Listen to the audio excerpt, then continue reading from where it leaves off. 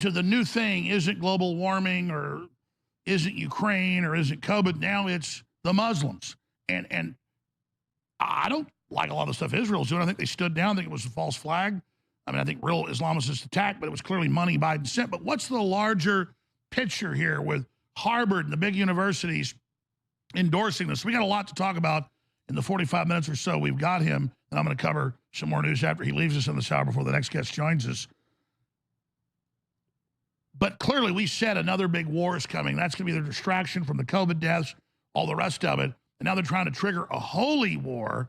Obviously, you get boosted big on Twitter and everywhere else, Hotep, where you're already reaching millions a day if you got on the bandwagon. But clearly the establishment is trying to create some type of clash of civilizations here. Hotep Jesus, thank you for joining us, hotepjesus.com. And the people can also find you at Hotep Jesus on Twitter and menofhonor.com. So, Hotep, thank you so much for coming on with us. Oh, absolute pleasure, Alex. So, yeah, so your take on Israel is pretty much similar to my take. Obviously, the timing is convenient. We have election season now here, a.k.a. grifting season. Nikki Haley has proven to be a supreme grifter herself after her comments on Fox last. Yeah, I can try to get that handled for you. Again, it's only my second day, so if you can give me a second. How I'm supposed to do this? How the hell are we supposed to do this by 5 o'clock? I have no clue. Is that possible? Hey, do you have the password to... How'd you finish all your work already? He's not tapped in.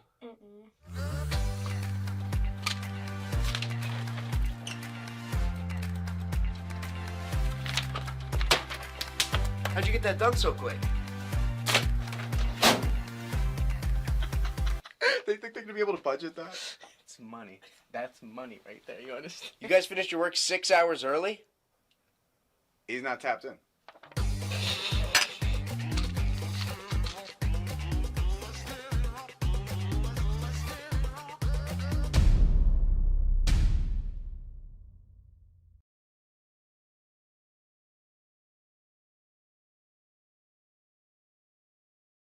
$2024 is here, and we are not off to a good start. At least the rest of y'all. The Grift Report starts right now. 2, 1, boom.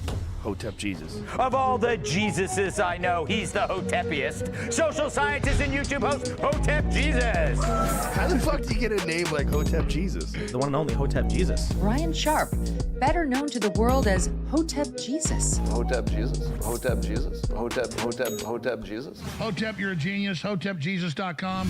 Somebody said, what do you think you are, some kind of Hotep Jesus? Ooh, and that's I was good. Just like, ooh, that's sexy.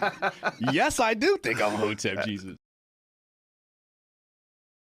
Salutations, Hoteps, and welcome to the Grift Report. I am your host, the Grift God. Hotep Jesus. Hotep Jesus. Hotep Jesus. Hotep, you're a genius. HotepJesus.com. Oh, this a real Hotep brother. Hotep to the Hoteps. Hotep to my Hotepistanis. Hotep to the chat. Hotep. What up, y'all? Hold on. Been a couple of days since I streamed. Obviously, my screens aren't in the right place, but here we go. Welcome, man. Happy New Year. Hotep Jesus is the Black Tucker Carlson. That's a new one. What up, man? Yeah, I saw the announcement about Kramer mentioning Bitcoin. Yeah, I saw that. Quite unfortunate. Not really sure what to think of that other than it could be a 52 fake out, get everybody to dump. Because, he's hip to the fact that he's poison. So, who knows? We'll have to see. We'll have to, actually, I don't price watch. I just DCA. Hotep, you're a genius. HotepJesus.com.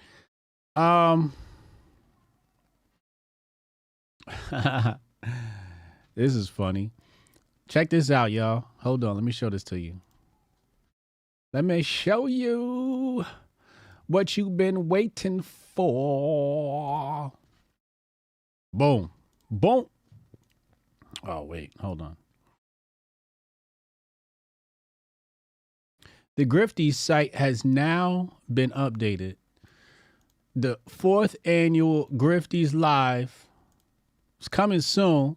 Go to grifties.com. You go to grifties.com, there's a beautiful button here. You guys see that button? It's a beautiful button now on the website. The website's empty, by the way. No, we've erased last year. We're in a new year. So you can go ahead and start nominating your grifter. You can watch last year's show. Or you can buy tickets. It's going to take you to this page right here, Hotep Nation 4th Annual Grifties, hosted by Uncle Hotep, myself. And we got some special guests being announced soon. Those people include Anomaly.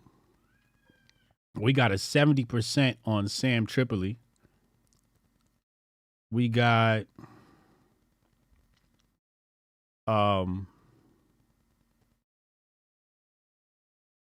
who else am I missing? Oh, Shane Cashman from Tim Cast. Shane Cashman from Tim Cast is coming true. And we got some more. We got some more waiting to confirm. It's going to be a very, very festive event. Tickets are quite affordable.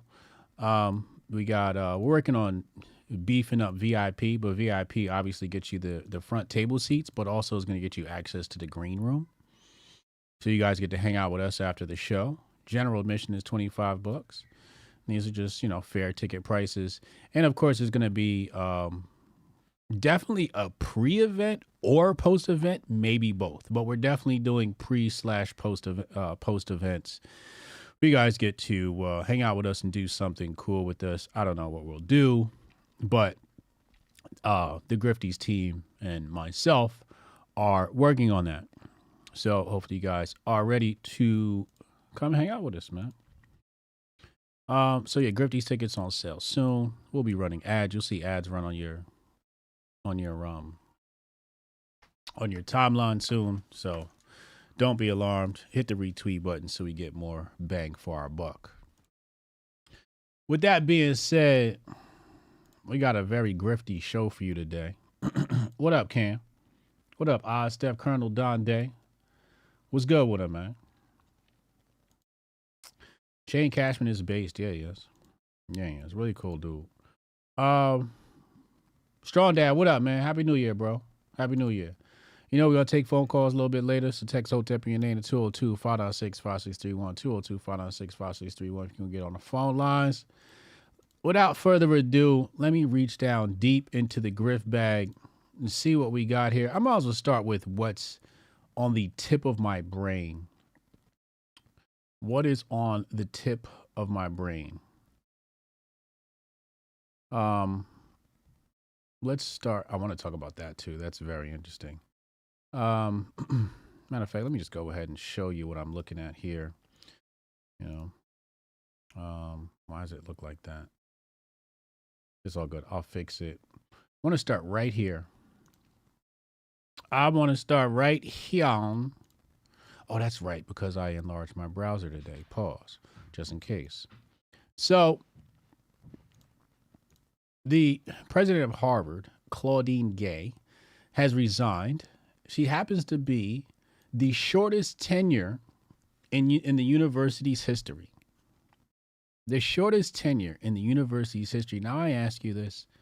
Do you think them white folks over at Harvard was about to let a black woman be president of their university, especially a black woman who,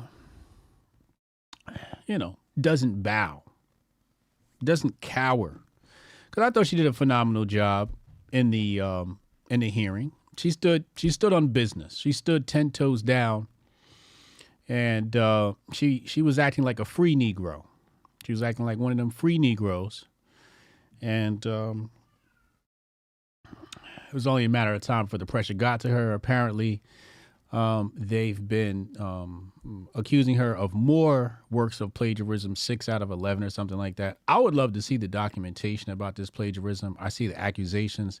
I want to see what she wrote and what the plagiarism is, if it's sorted and sized, because there is a possibility that, it's just pure cap and pressure because she has gone against the Zionist agenda. So I wrote here, I said DEI isn't going so well at Harvard. She was replaced by a Jew, Alan Garber. Is that still DEI? And it's an honest question. I don't know. It's like, if you're a white male Jew and you get hired for a job, is that considered diversity, equity, and inclusion?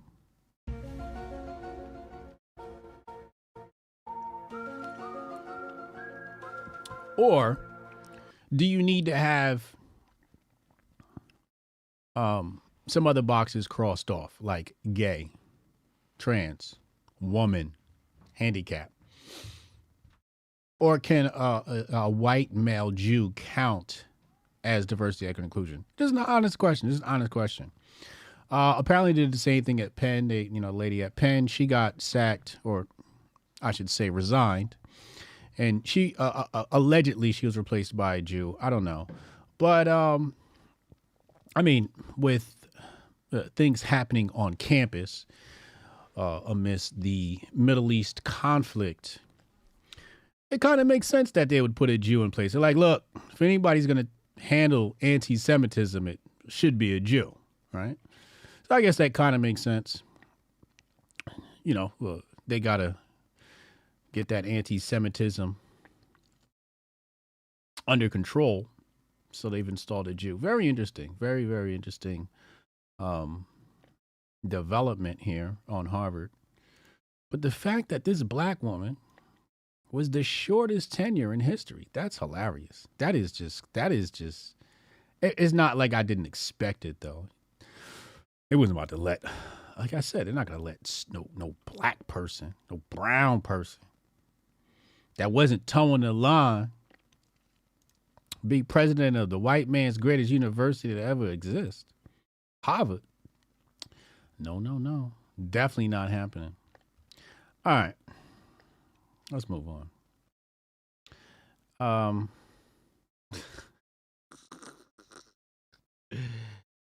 And I don't remember what my predictions were about that. Does anybody remember what I said about this last time we covered it? Anybody know? Strong Dad, you gonna miss it? It's all good. It's all good. We said only if you make $60K a year. Protocol, you wild. Only jobs under 6 figures. She gonna have a nice payday? I hope so. Black Girl Magic, says Jabari Judah. Yeah. The eighth Ivy League's presidents are now all Jewish. All of them are Jewish? Damn. So this kind of goes in line with our common theme of radical right-wingism, bringing in anti-Semitism to create more Zionist power. So it would make sense that they would install Zionist sympathists in these seats. I don't know if all the Jews check out to be Zionist sympathists, because not all Jews are Zionist sympathists. Many are, but not all. But it would make sense that they would take control of all of the intelligentsia, at least the Ivy Leagues. 3 out of the 8 of the Ivy Leagues who didn't have Jewish presidents are Penn, Harvard, and I forgot the ones are under attack. Jabari Judah said, if you're not cheating, you're not trying. Eddie Guerrero and every rich businessman in the world. I've heard that before. I agree. All right. Let's get right into it.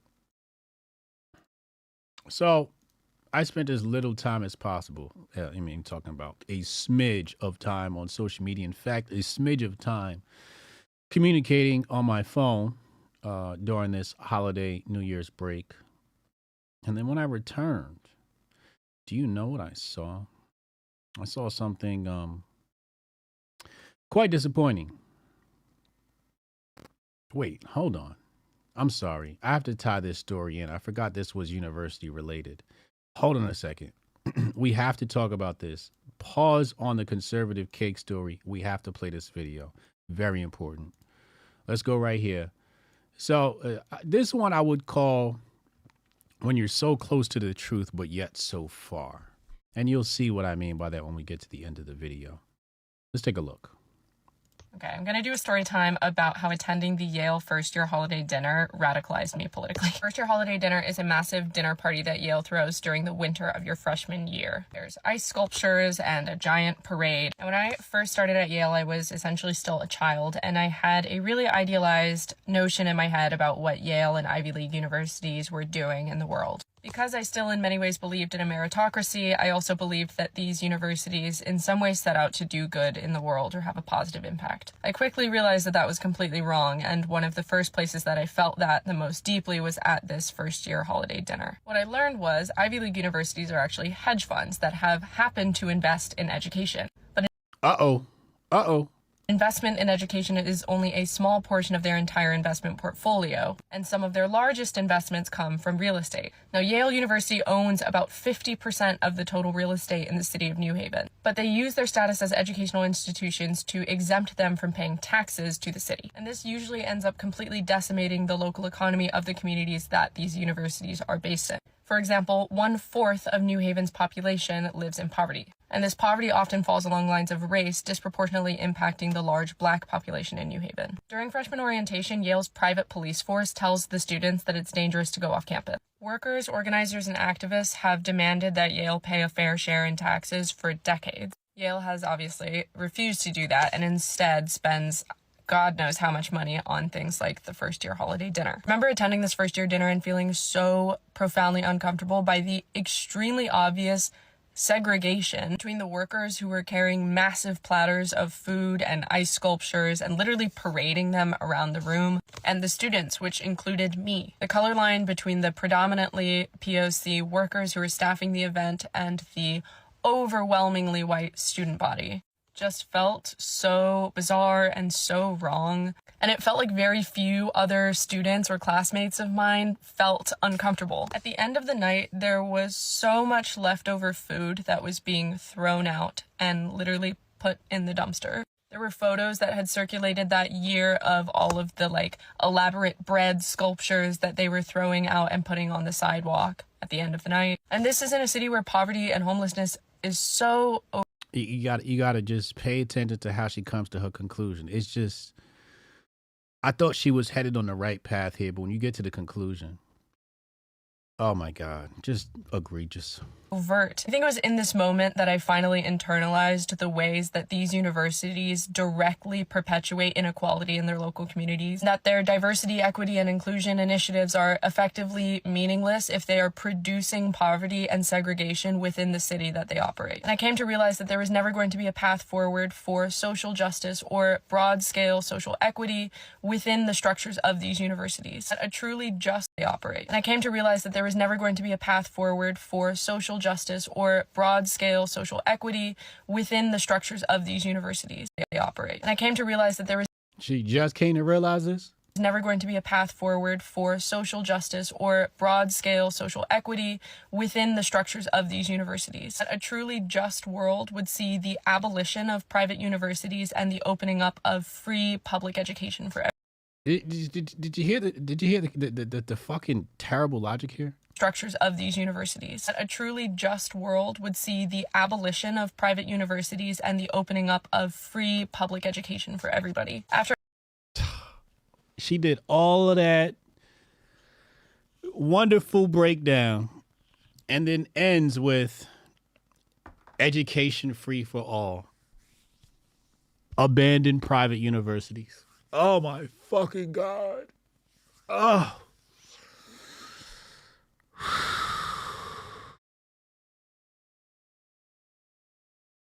You know what's funny is she mentioned that university was going to be tax exempt. You know who's also tax exempt? The fucking government.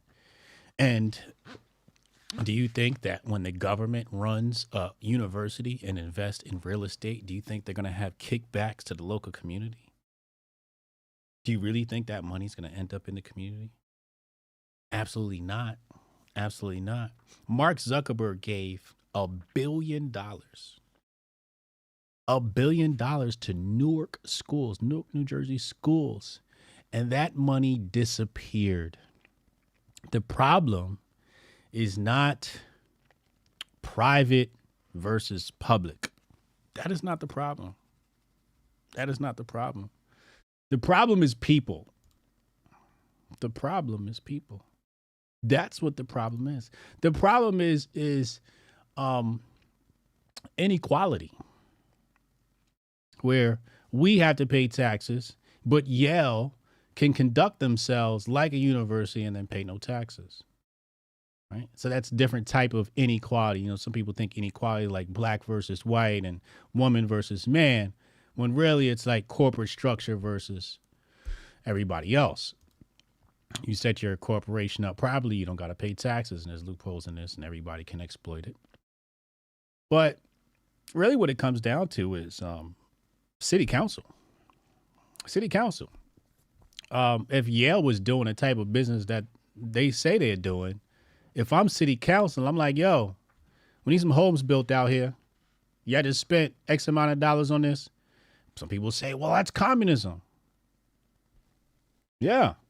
Sure, it sounds like communism. Sure, it sounds like fascism. Sometimes that shit's needed. If I was mayor and somebody in my town was getting rich at the expense, specifically at the expense of others, like you plop a multi-billion-dollar corporation in the middle of the hood and everybody around that motherfucker is suffering, I got to begin to question that institution. We're going to have to take a look and see what the fuck is going on, that you're making billions of dollars a year, but everything around you dies. And you notice with all the universities, most of the major universities, I'm not going to say, let me take that back, not most, many universities, at least I can speak for the East Coast, they're all put in the hood. They're literally like around the corner from the hood. Rutgers, you step 2 blocks the wrong way when you're in Rutgers, you're in gang territory. You do the same thing down there in Trenton, you're in gang territory. You do it in Philly at the Philly universities, like let's say Drexel, you go to Drexel. The hood is right there. So what the fuck is going on? What the fuck is going on? It's not something I know too much about. Not something I have time to investigate. But clearly, there's an inequality problem. There's an inequity problem. And you know what? You know what's sad about all this? Yale was built off drug money. Yale was built off drug money. I saw somebody in the chat say Yale was there first or something like that. I don't know. Here we go. How profits from opium shaped 19th century Boston. Is this a good enough article? Or should I look up the families? All right, so you got Forbes. All right, here we go. Even Harvard wrote it on their own website. Their own website talks about it. Right? So right here it says from Harvard, the opium trade spread through New England. According to Bradley, Yale University's infamous Skull and Bones Society was funded by the Russells, the most successful family of opium dealers in America. Columbia's Low Memorial Library was also named after key members of the family. Even Princeton's first large benefactor, John Green, funded his contribution through the opium trade. So this is drug money. America's universities, prime universities, Yale, Harvard, Princeton, got to thank China, because that's where many of this stuff was getting shipped to, the Opium Wars. I think it was 1812 or something like that. But, and then the Forbes family. Let me see. Forbes, opium. Let's see here. All right. It's right there on Wikipedia. It says right here, the family's fortune originates from trading opium. Dope. They'll tell you you are not successful if you land on the cover of Forbes. They'll look down on you for selling drugs in your neighborhood. They'll lock you up, throw away the key. Tell you you're bad for selling drugs. Be better. Be better.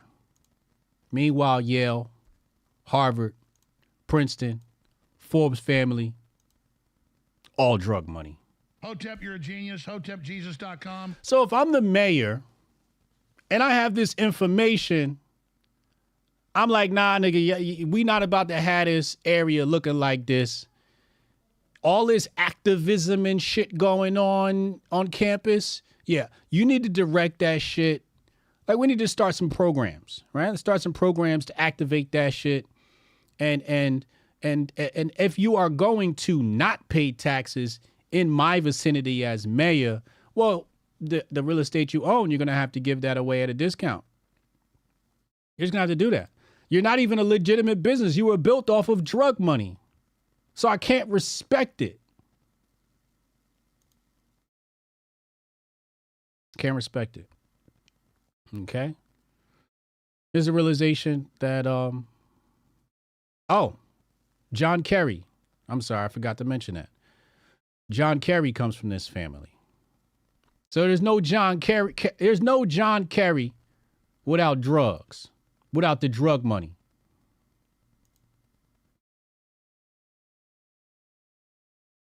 You see what I'm saying? Now, you can make up all types of excuses about how people viewed opium back then, et cetera, et cetera.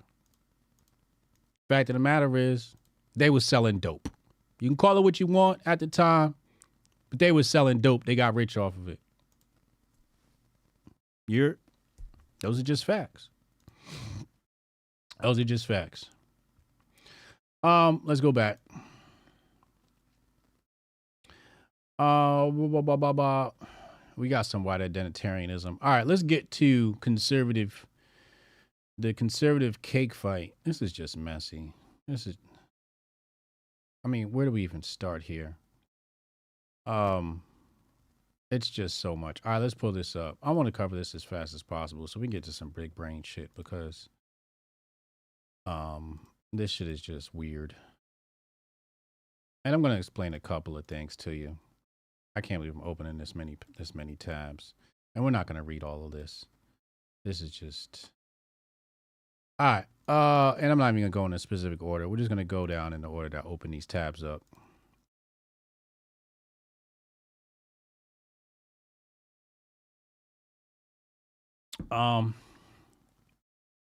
Rob question mark says, have a blessed New Year, Hoteps. Member for 2 months. Shout out to Rob question mark. Thank you, bro. Appreciate you. Let's go back. If anybody wants to support the channel, you can also $ Cash App Hotep Jesus. $ Hotep Jesus on Cash App.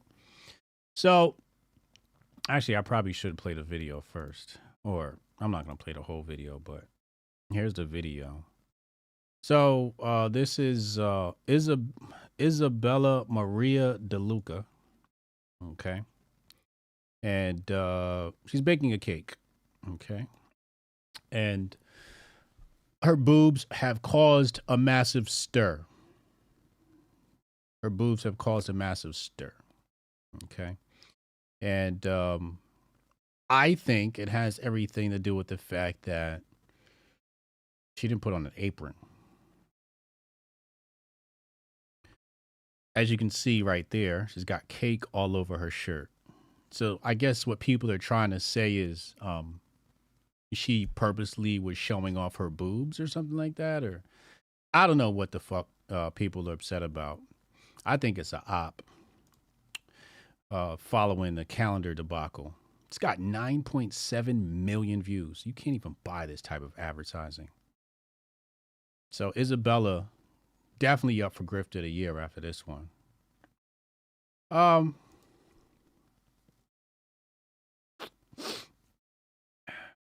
You know what's funny about all of this? Isn't this the type of content I told these people to make? Remember, I think I tweeted it and I mentioned it during the show. I was like, yo, conservative women need to just start making, kitchen videos. That's the wave. That should be the trend. Make women cook again. Make women bake again. So when I saw this, I thought it was harmless. I gotta be honest. I thought it was harmless. I thought that, this video was absolutely harmless. Is she? I mean, well, let me come back to that in just a second. Is there a market for conservative thottery? According to my sources, some people are about to be exposed soon, cheating on their wives and sex at the parties and the conservative events. I don't know.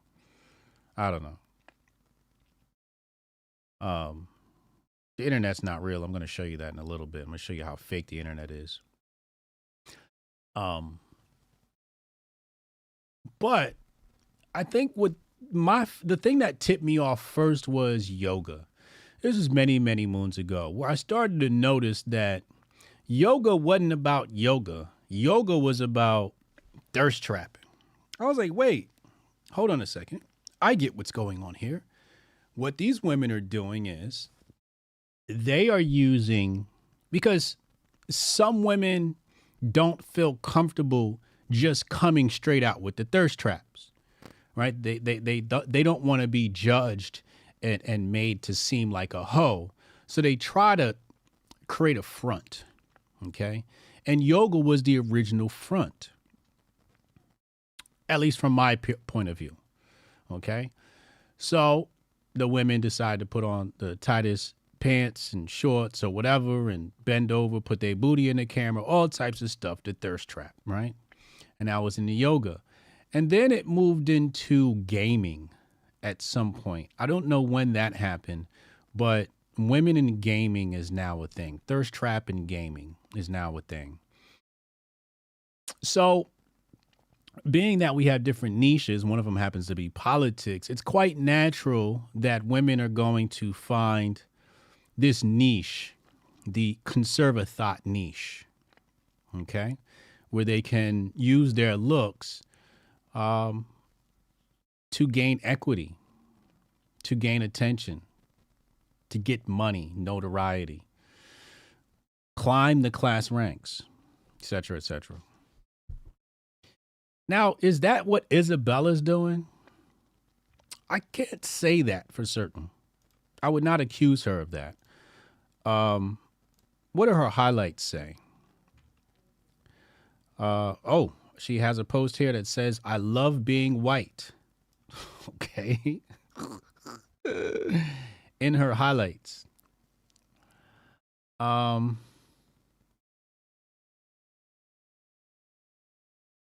Black guy getting knocked out by a white guy. Is she one of those white identitarian accounts? She looks a bit Hispanic to me.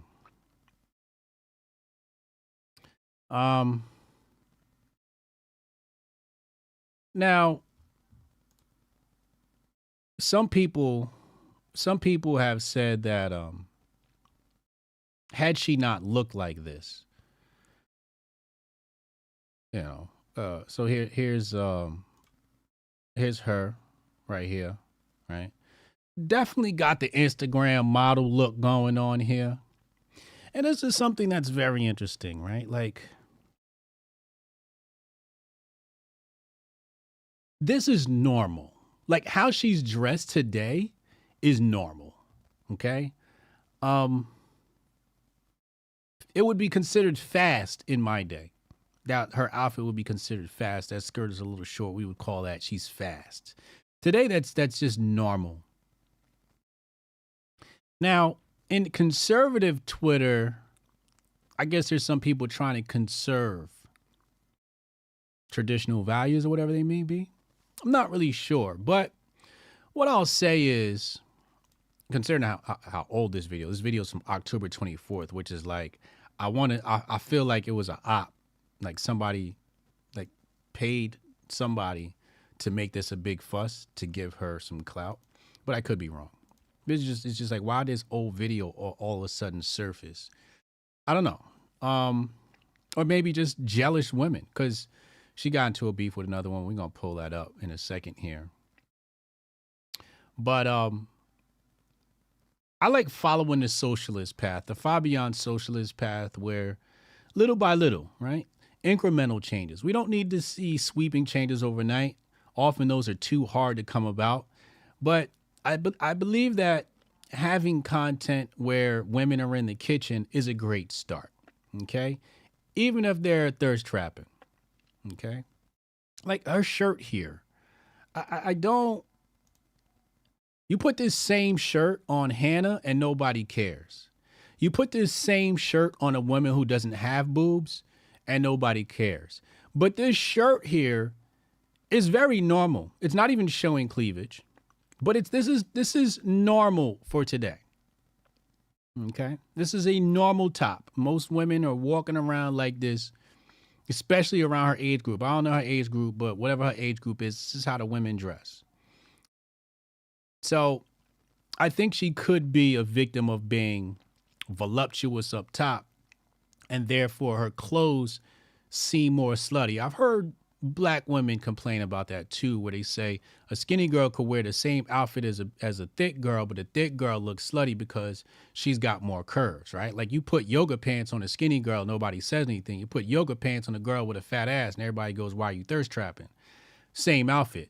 And it's sort of like you're supposed to say to the woman with the fat ass, is like, is she supposed to cover hers up, but the girl who ain't got nothing, well, I guess the girl who ain't got nothing to cover up. Such a weird phenomenon we're trying to sort out here. But there is a niche for thirst trapping. Reebok pump bras. Reebok pump bra.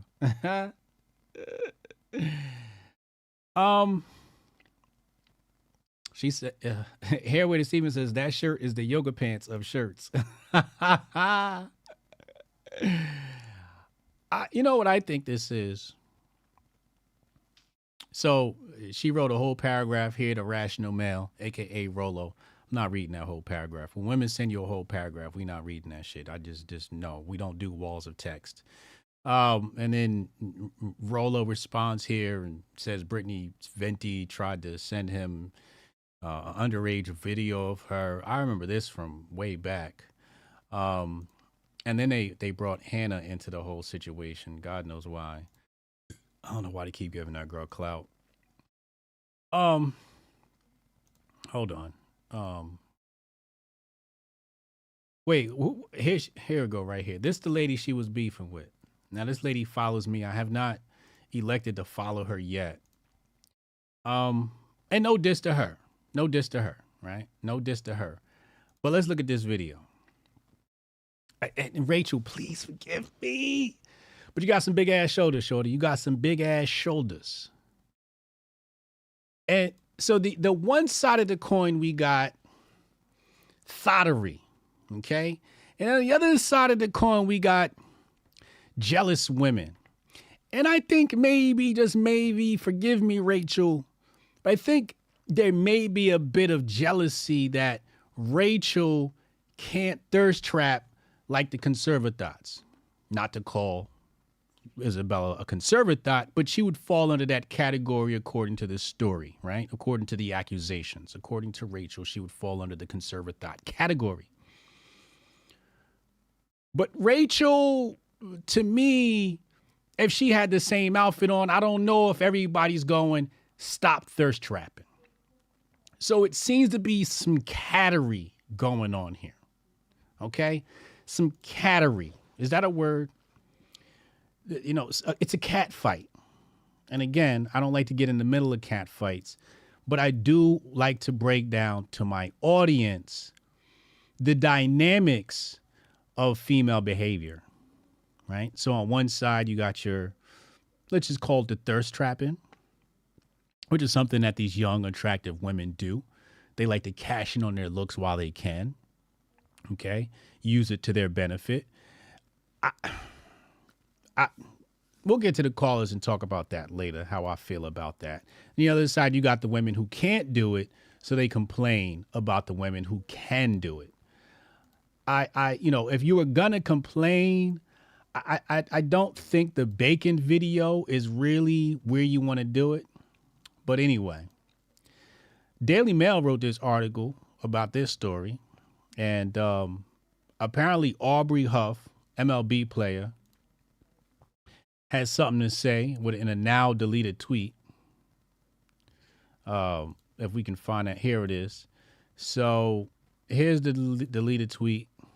The deleted tweet here, it says, this catfight between Isabella and Rach for Patriarchy is proof that most today's women even know their sexuality is all they bring to the table, complete with a desperate need for attention, crippling debt, drama, delusional self-worth, and a complete lack of accountability. So again, men, you're not supposed to get in the middle of the cat fight. You don't get in the middle of women's beef. Leave that shit alone. Okay? Leave that shit alone. So what does she do? She claps back. And she says, this you? Where she has, hold on.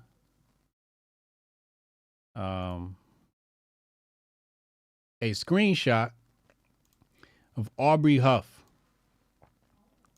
Now I need the chat to tell me.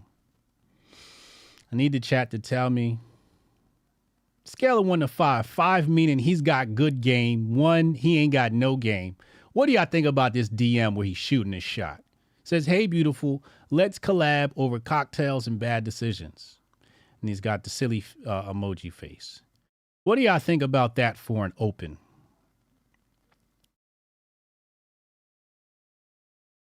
What do y'all think about that? From 1 to 5,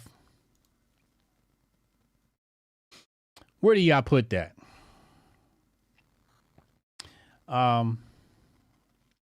Apparently he deleted his account. Yes, apparently Aubrey Huff has now deleted his account.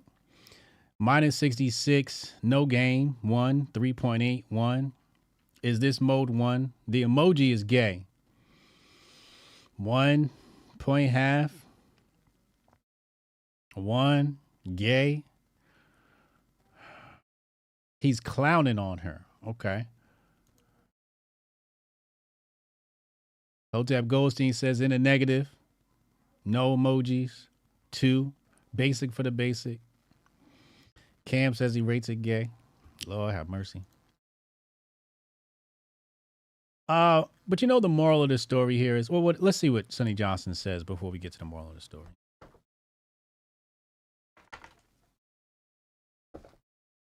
Wires crossed.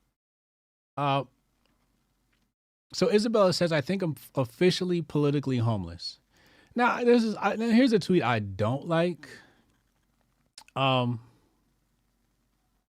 Because it's like, you just got all this clout and now you're going to go the victim route. You're not a victim. You know you gained mad followers. Or she's saying she quit. Is she saying she's leaving the right? If she's saying she's leaving the right, then we got to congratulate her. She's playing victim, then we don't.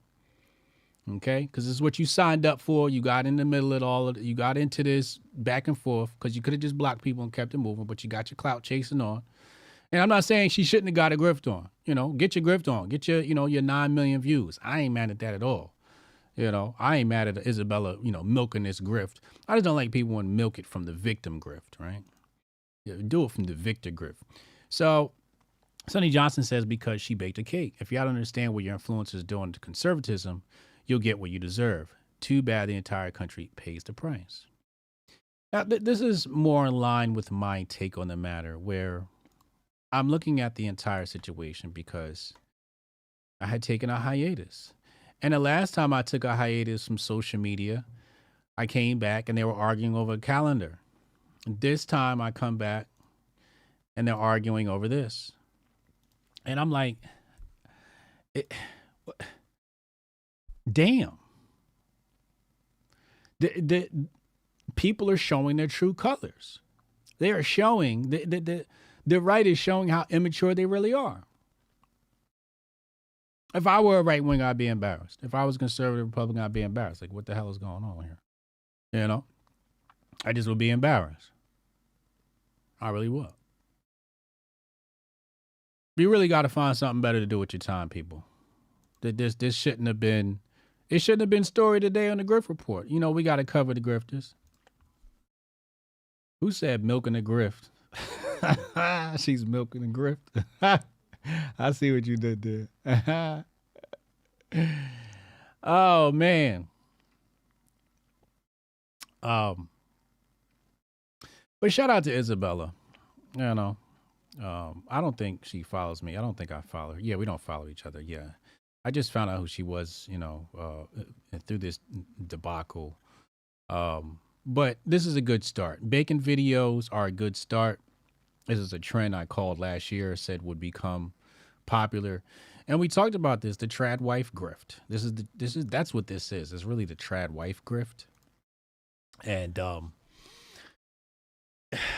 you know what's funny is the trad wife grift has a huge crossover overlay in the Venn diagram with white identitarianism. They almost go hand in hand, which is why it's interesting that when we went to her highlights, and I specifically went to the highlights because the highlights are showing what she wants to highlight from her account. And it says here, I love being white. Now let me turn the volume up just to see. Do you hear me calling? Do you hear me calling? All right, I thought it might have been something else. I love being white. All right, so, and there's nothing wrong with saying I love being white, but when you turn it into content, I see the white identitarian grift. And it's just funny how that seems to cross over into the trad wife thing. And it's not necessarily a bad thing. I'm not saying it's a bad thing. I'm just telling you what I'm seeing here. Okay? So let's be clear. I'm not condemning it. I'm not criticizing it. I'm just showing you what I'm seeing, which is interesting. Yeah. Yeah. Very interesting. Yeah.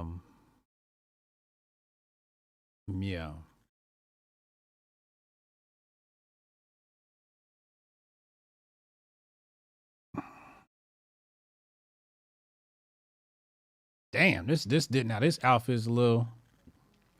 She got the she got the legs out. But is this any different than how women dress nowadays? Like I feel like all the women dress like this now. I feel like all the Instagram babes look like this, don't they? She's just like your, your typical, white hot chick, right? I guess. No.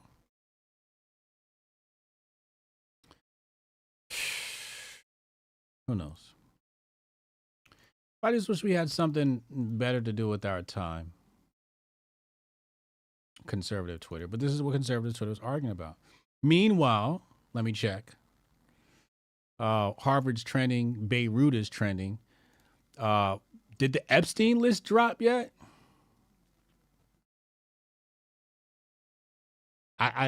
Anybody got a link to the? I see a lot of fakes. I see people pulling out the flight logs. Like that's a grift right now where people are pulling out the flight logs and rehashing those because Epstein is trending.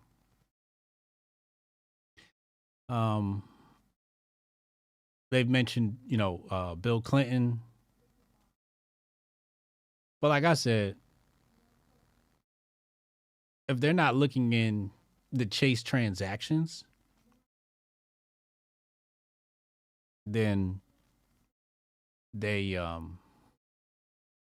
not looking up anything. They're not looking up anything.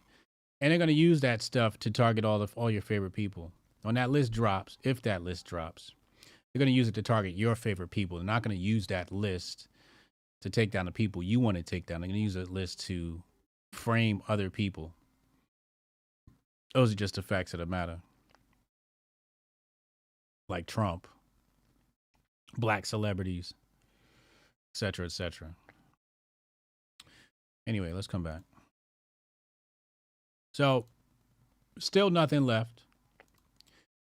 We did say, we didn't expect much. Last time we talked about that topic, we did say we didn't expect much from this. But I saw this was pretty interesting. Came across my timeline. Check this shit out. So Pamela Denise, posted this. Says in a sit-down interview Tuesday, Ramaswamy noted that his father is not a U.S. citizen and never took the test. But my mother did, he continued, explaining that she took the test and completed the process after he was born.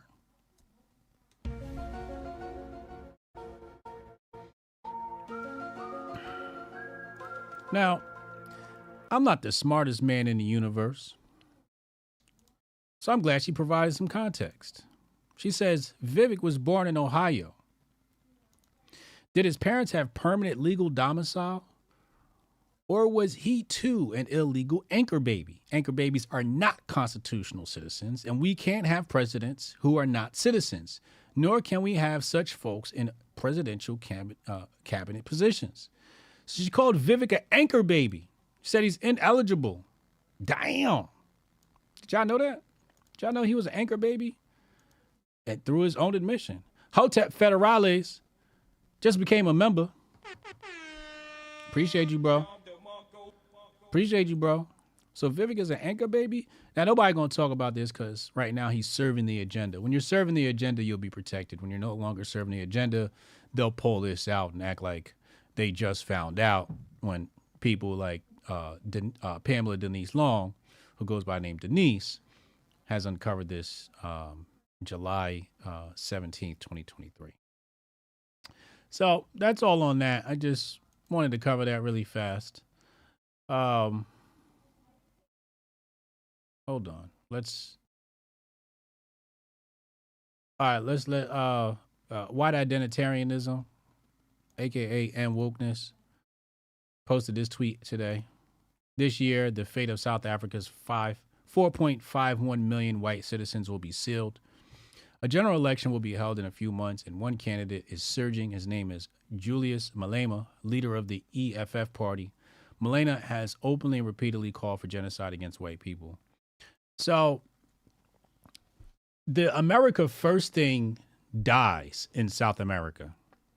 The American First thing, there is no America First when it comes to black versus white.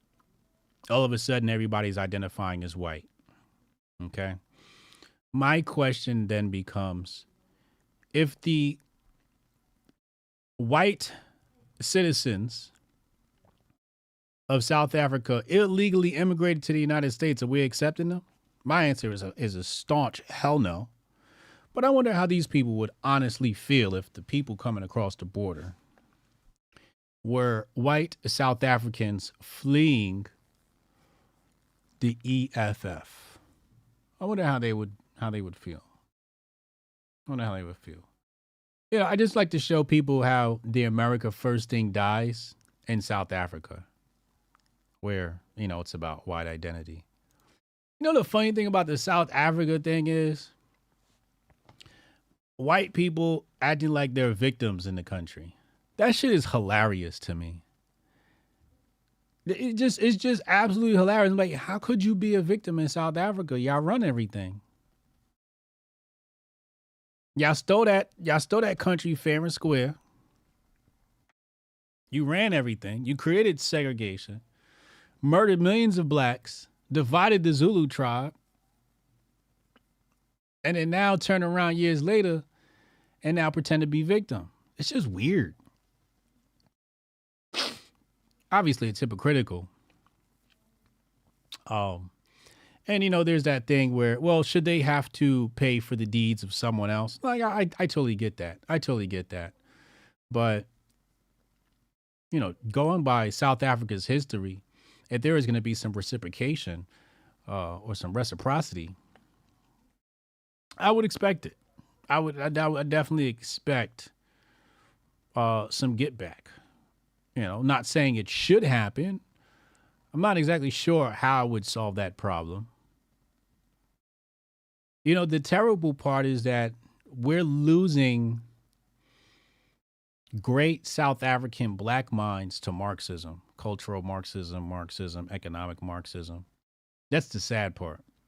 Because the black people kind of, at least like the ones I see online, like the boule, your intelligentsia, your middle to upper class blacks, mostly female, just like here in America. They you don't see them talking about oppression against against blacks. You see them talking about oppression against gays, and you see them talk about capitalism and things of that nature. So that's the sad story to South Africa. If I had time, I'd get more deep into that history, but I don't have time. I'm too busy studying other things like the Federal Reserve. Who, I got to tell you, it's just the Federal Reserve is just a fascinating beast. Matter of fact, I should show you. We should do some big brain shit. Should we do some big brain shit? Don't y'all want to see some big brain shit? I want to show you some big brain shit. But while we're talking about black women, or I should say, college-educated Negroes, I want to show you this clip right here in regard to slavery in the Civil War. We talked about this last week, and I just want to play, it's a 9-minute video, but we're not going to play. I just want to play a short clip. I think it's the first 30 seconds. Listen to this. I sigh deeply. I probably want to curse right now, but I'm going to keep this PG. So on Wednesday night during a town hall meeting in the state of New Hampshire, former South Carolina Governor Nikki Haley was asked a very important question during this town hall. One, obviously, she was not ready to answer, which boggles my mind in and of itself, because most people who have had just even a little high school education, I'm sure their high school teacher taught them that the Civil War in America was fought over slavery. And that's it. That's it. That's all I wanted to play. Key part of that video is where she says, I'm sure your high school teacher taught you Civil War was over slavery, and that is the exact problem. Refer to my Civil War video last week. We did a whole deep dive into that. But that's the whole thing. Your high school teacher will tell you, oh, it was about slavery. And the Hoteps would tell you, are we really trusting? Are we really about to sit up here and trust our high school education? This is what we doing? We trusting that Rockefeller-funded education? It's so weird because people tell you all the time not to trust the government. I can try to get that handled for you. Again, it's only my second day. I got to change that. I didn't even know I was doing that. Not to trust the government, et cetera, white supremacy. But they need to get a copy of this book, Patriot Report, Unmasked Conspiracy of Money and War, everything you need to know about United States history that your high school teacher never told you, because Marxism equals censorship, right? This is on HotepJesus.com. Hotep, you're a genius. HotepJesus.com. But it's just weird. It's just weird. The digital version is only $14, by the way. Or you can get the physical over at Amazon. It's just weird that people will tell you about systemic racism. Systemic racism. The system's corrupt. Don't trust the government. But you trust the shit you learned in high school? It's just really weird to me. Really weird to me. But like I said, the more educated someone is through the system, specifically through the system, the more misled they will be. Hold on a second. What's this? Oh, there's a 10-minute video of Vivek going back and forth with a black pastor. I'm not going to play that today. I don't feel like it. Maybe I'll play that tomorrow and take a look at that. I never actually watched it. I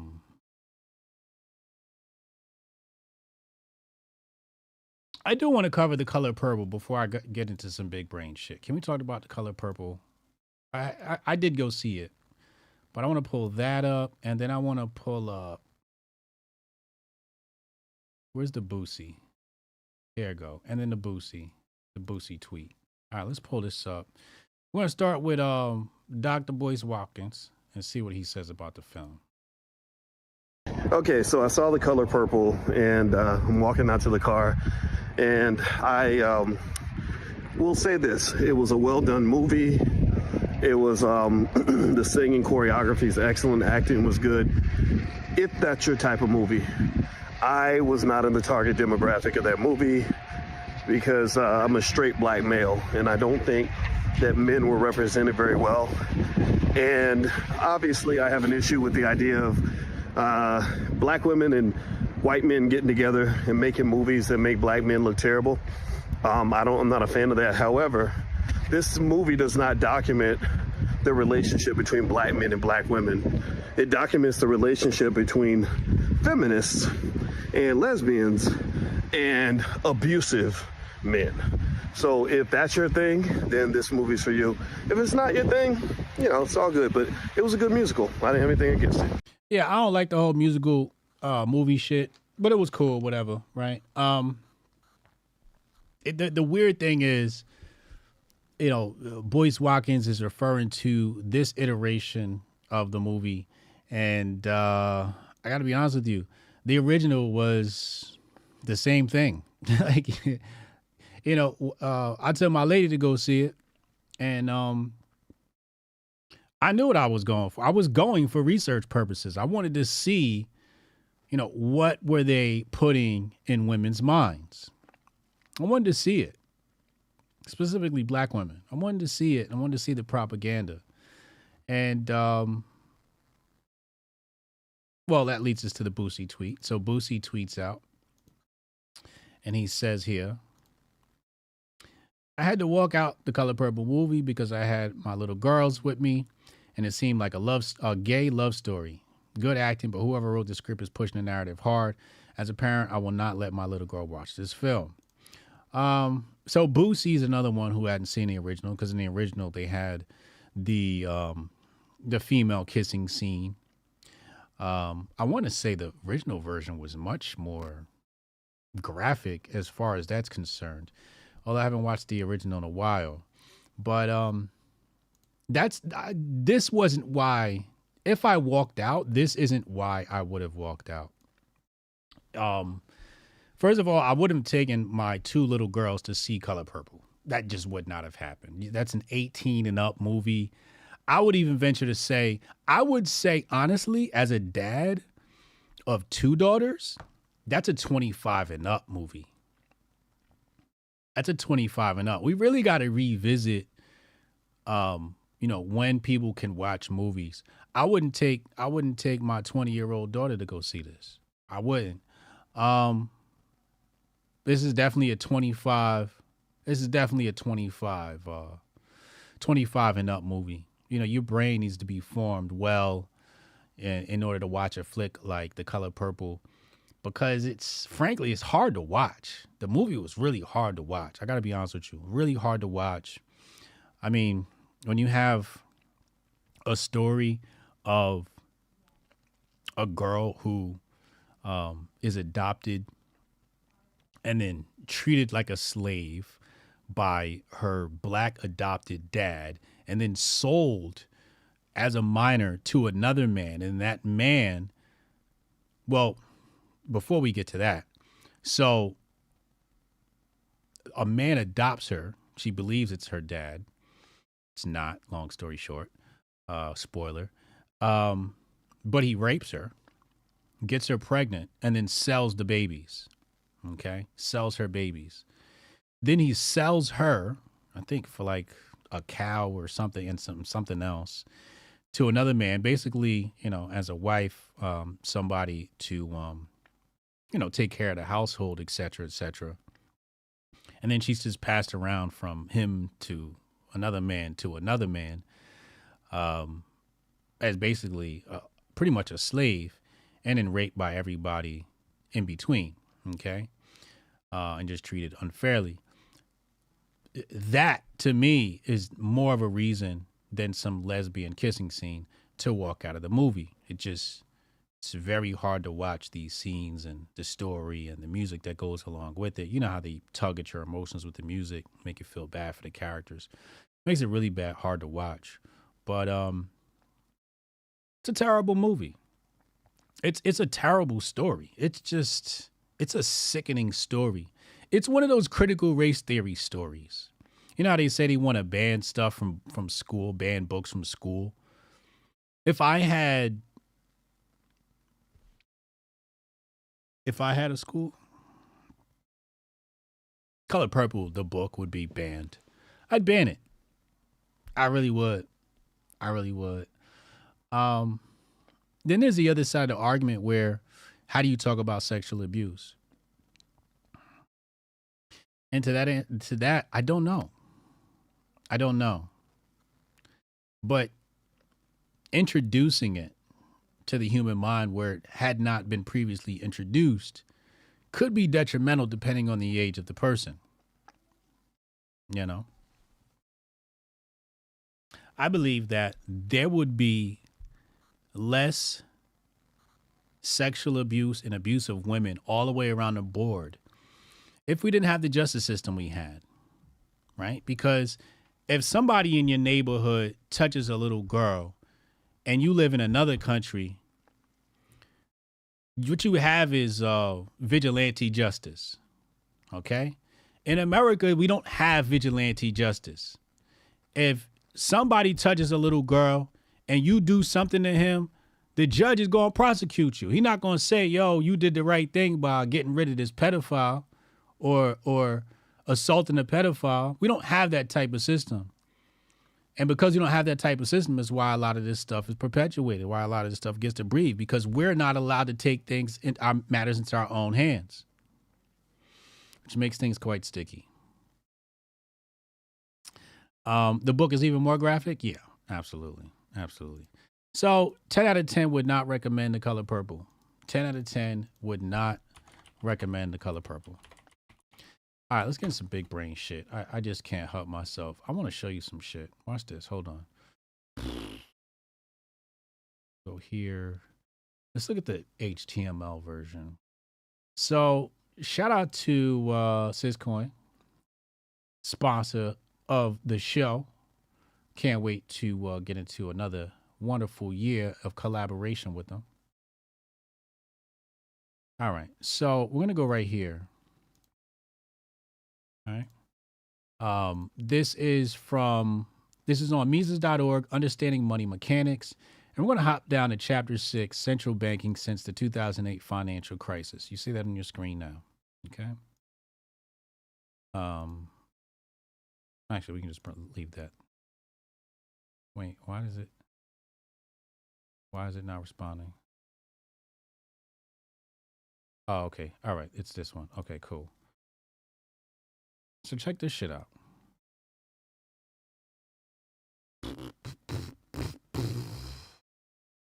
Okay, here we go, right here. So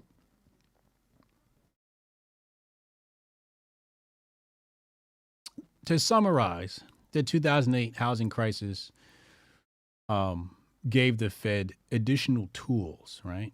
And this is basically, you know how they say the Fed prints money? So this is basically showing the different ways that they're printing money, although they're not exactly printing money. I don't know. It gets confusing really fast, but I did want to show this to you. It's really a game of I get to make up the rules as I go along. Like it's sort of like playing. You ever try to play a game with a 3-year-old and they just keep changing the rules to the game so that you lose? That's pretty much what's going on here. So in this document, wonderful book here, he shows all the changes or tools. Well, not all, but most, like the most egregious ones. And I just want to read out a couple here to you. Okay. So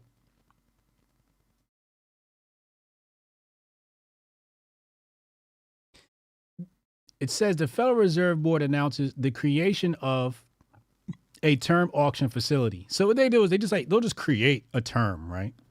Like they literally just make up new terms and then try to just, substantiate it. It says in which fixed amounts of term funds will be auctioned to depository institutions against a wide variety of collateral. Okay. The FOMC authorizes temporary reciprocal currency arrangement swap lines with the European Central Bank and the Swiss National Bank. So it's basically like some sort of, I wouldn't even call it like an atomic swap, but they're swapping currencies with Europe and The Swiss National Bank, right? Okay, let's come back.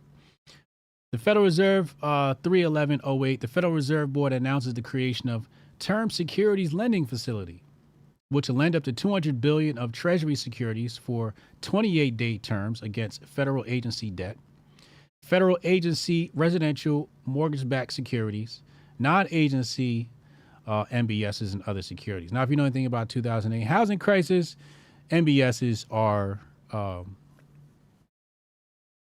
they take the blame, okay? Where there were just shitty loans coupled in with good loans inside these MBSs, mortgage-backed securities. Basically, they take a whole bunch of loans, put them in one package, and then sell them all over the place. So these are shitty. Like, these things right here are shitty. And this is what they're going to leverage, right? But that's not where things get really crazy. I'm going to show you right here. 3/24/08. The Federal Reserve Bank of New York announces that it will provide term financing to facilitate J.P. Morgan and Chase's acquisition of the Bear Stearns Company, Inc. A limited liability company, Maiden Lane, is formed to control $30 billion of Bear Stearns assets that are pledged as security for $29 billion in term of financing. And then I believe he has, here it is, he has the map right here where you have Wall Street right here, connecting to Broadway. Then you have Maiden Lane connecting to Broadway. So these things are definitely like Wall Street entities. But it's just like, what if Hotep Jesus wanted to buy the Bear Stearns Company? You could have gave me the money and I could have did it. So it seems like J.P. Morgan, Chase and Company obviously have an inside track. Wait a second. When did Jamie Dimon serve on the board? Wait a second. Jamie Dimon.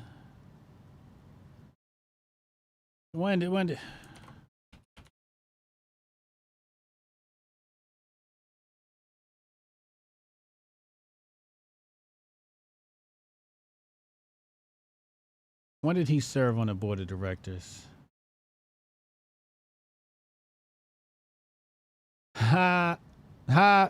March 2008.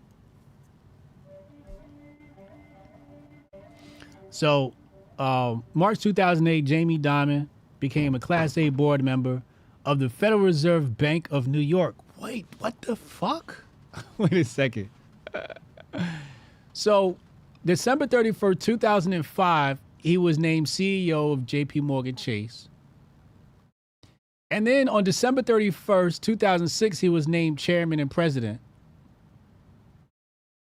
And in 2008, he joined the Fed board. And then, wait, when did he join? March 2008. In March 2008, specifically the 24th, is when the Federal Reserve Bank of New York, wait a second, basically allowed them to form a new LLC and gave them $29 billion. Well, loaned them $29 billion. Wow, this is a great game, yo. This shit is just hilarious. So he sat on the board, was like, hey, I'm going to rob Peter to pay Paul. I'm going to move money from the Fed and loan it to myself, basically. This is crazy. All right, so I'm going to rip through the rest of these. Federal Reserve Board authorizes Fed New York to lend to Federal National Mortgage Association, a.k.a. Fannie Mae, Freddie Mac. More money printing. They lent $85 billion to AIG. How? Why? Who? The Federal Reserve Board announces that the Fed will pay interest on depository institutions required in excess reserve balances, an average of the federal funds rate less 10 basis points. So this is where things kind of got weird, where I'll just try to make it as simple as possible. Basically, what happens is if you can make more money parking your money at the Fed, you won't lend it out. You say, well, I can get 5% from somebody else, right, in a mortgage, or I can get 5.2 from the Fed and just park my money, or even it just is safer. So the Fed started paying interest rate on the reserves, which created a hell of a conundrum in the markets. Federal Reserve announces the creation of Commercial Paper Funding Facility, CPFF, which will provide liquidity backstop to U.S. issuers of commercial paper. Again, just creating shit, just making shit up as they go along. This is all in 2008. Federal Reserve Board authorizes the Federal Reserve Bank of New York to borrow $37.8 billion in investment grade fixed income securities from AIG in return for cash collateral. Now, this is what's funny about, and I think I'm going to stop right here because I think you get the point. This is where financial language becomes confusing, and I think obviously on purpose, right? So it says the Federal Reserve Board of New York, Bank of New York. Wait, where is it? I'm sorry, right here. New York borrows securities, basically assets, in exchange for cash collateral. What? What? It's a fancy way of saying we invested in AIG. Am I wrong? Am I reading this wrong? Somebody in the chat tell me, am I reading this wrong? It sounded like they're basically saying, hey, the Federal Reserve Board of New York, the Federal Reserve Bank of New York invested in AIG. But they say they borrowed $37.8 billion in fixed income securities from AIG in return for cash collateral. What? That's called a purchase. That's called an investment. Am I wrong? Am I reading this wrong, chat? Yes or no in the chat? Am I reading this wrong?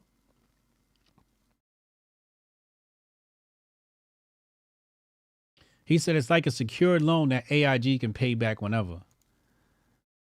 Is it? I guess so. I guess that's a good analogy. Yeah. Because I see you put secured loan in quotes there. I guess that makes sense.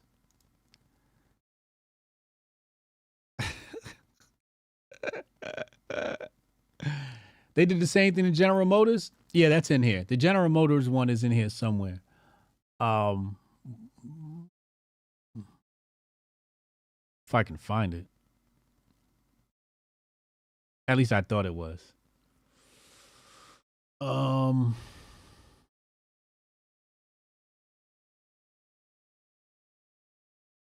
No, I don't see it here. But I believe you. And I may or may not have heard the General Motors story as well. Might just find that absolutely fascinating. The moral of this story is the Federal Reserve gets to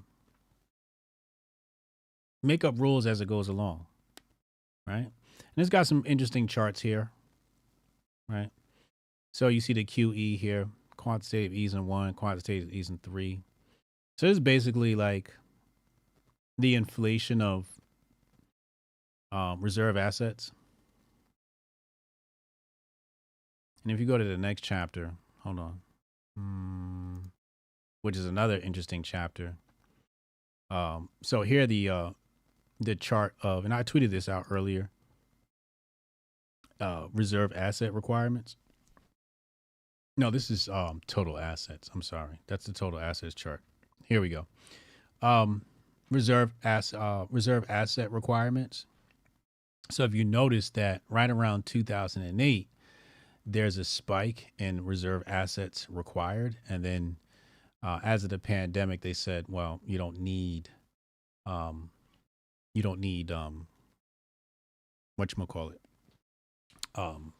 reserve. You don't need any reserves, right? They just and basically what they were saying here is at some point loosening the reserve requirement is supposed to trickle down to us because then banks have more money to loan, et cetera, et cetera.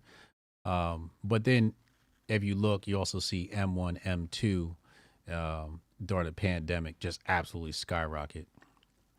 M1 and M2 money. Meanwhile, they changed the definition of M1 money. M1 money now includes savings. So that's another thing. They changed the definitions of things, right, to sort of hide the effects of their decisions. Because if they didn't, then it'd look a lot worse. This chart would probably look a lot worse than it actually would. Although this is a chart based upon the old definition. Okay.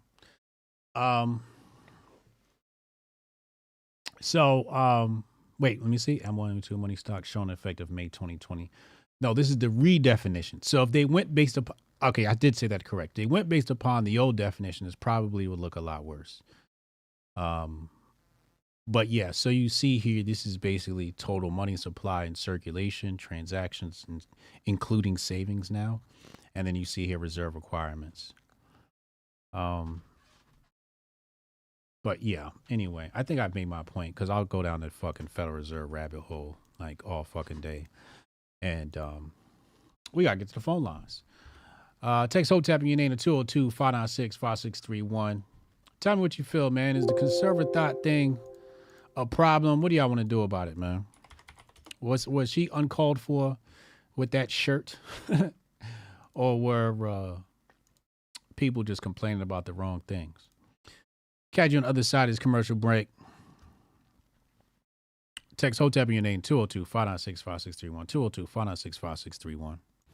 Yeah, I can try to get that handled for you. Again, it's only my second day, so if you can give me a second. How am I supposed to do this? How the hell are we supposed to do this by 5 o'clock? I have no clue. Is that possible? Hey, do you have the password to... How'd you finish all your work already? He's not tapped in.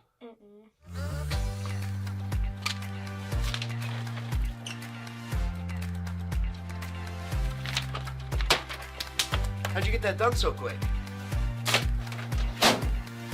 They think they're gonna be able to budget that? It's money. That's money right there, you understand? You guys finished your work 6 hours early? He's not tapped in.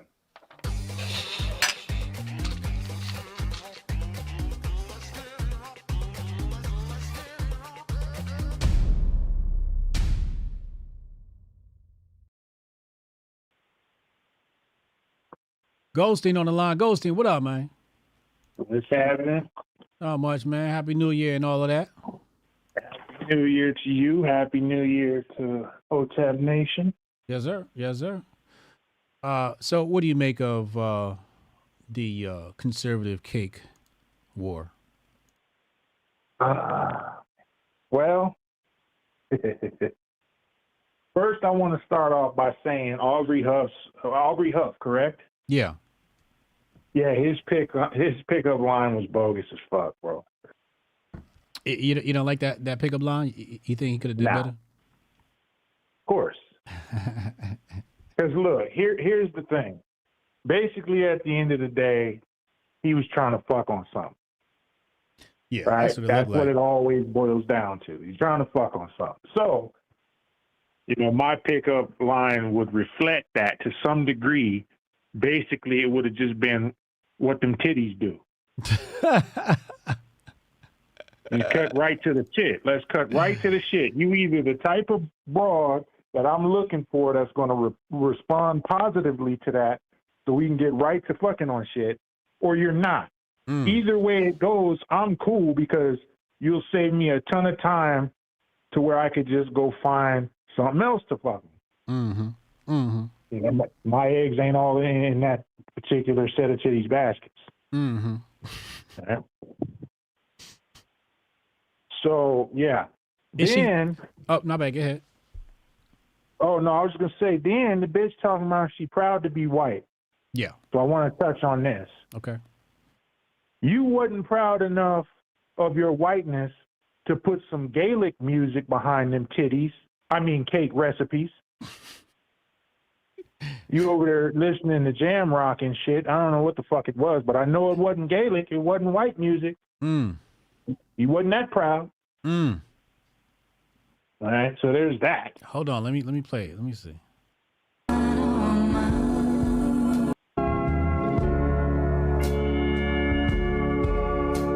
Sound like some Western music, but I think that the it's proud to be white definitely sounded very ethnic to me.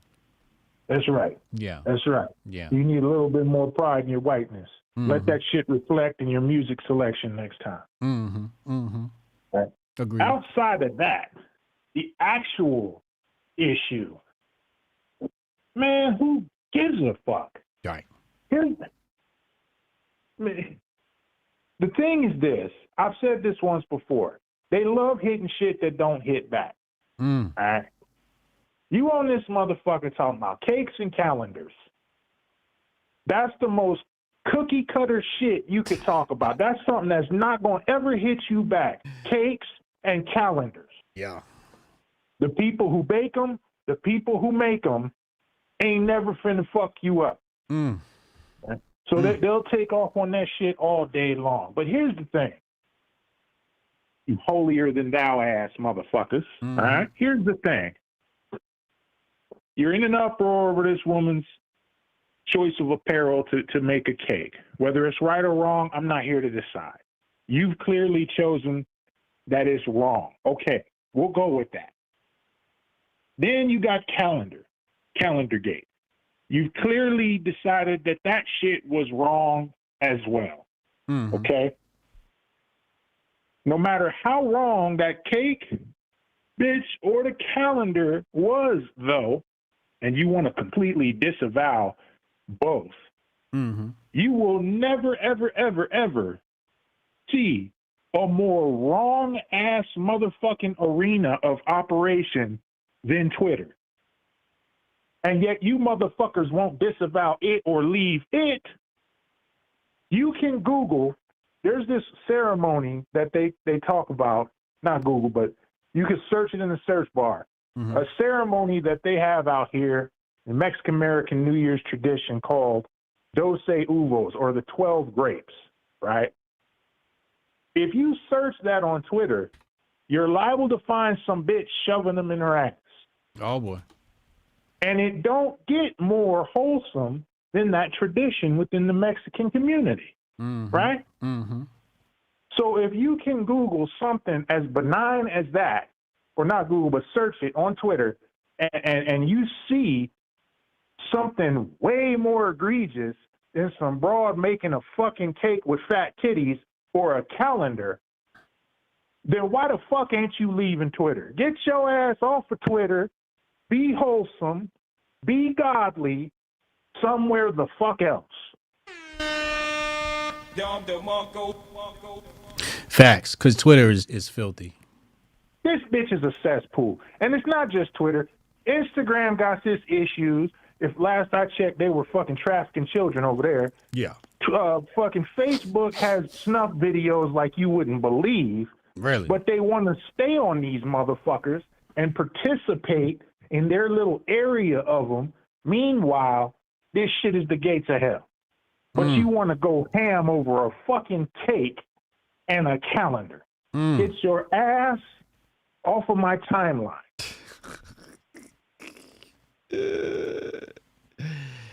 Yo, I couldn't believe it when I came back to Twitter and I went straight to the For You tab to get my catch up. And that's what they gave me. A bake off. A fucking bake off. This is where we're headed. This is where they're headed. Let me take that back. This is where they are headed. We ain't headed that way. Facts. So, yeah.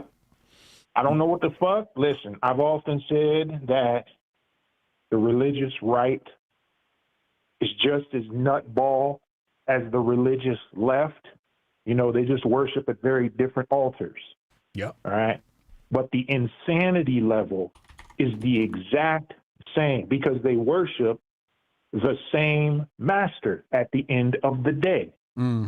self. Okay? And you cannot come from a good place if you just constantly worshiping self. You want to elevate yourself.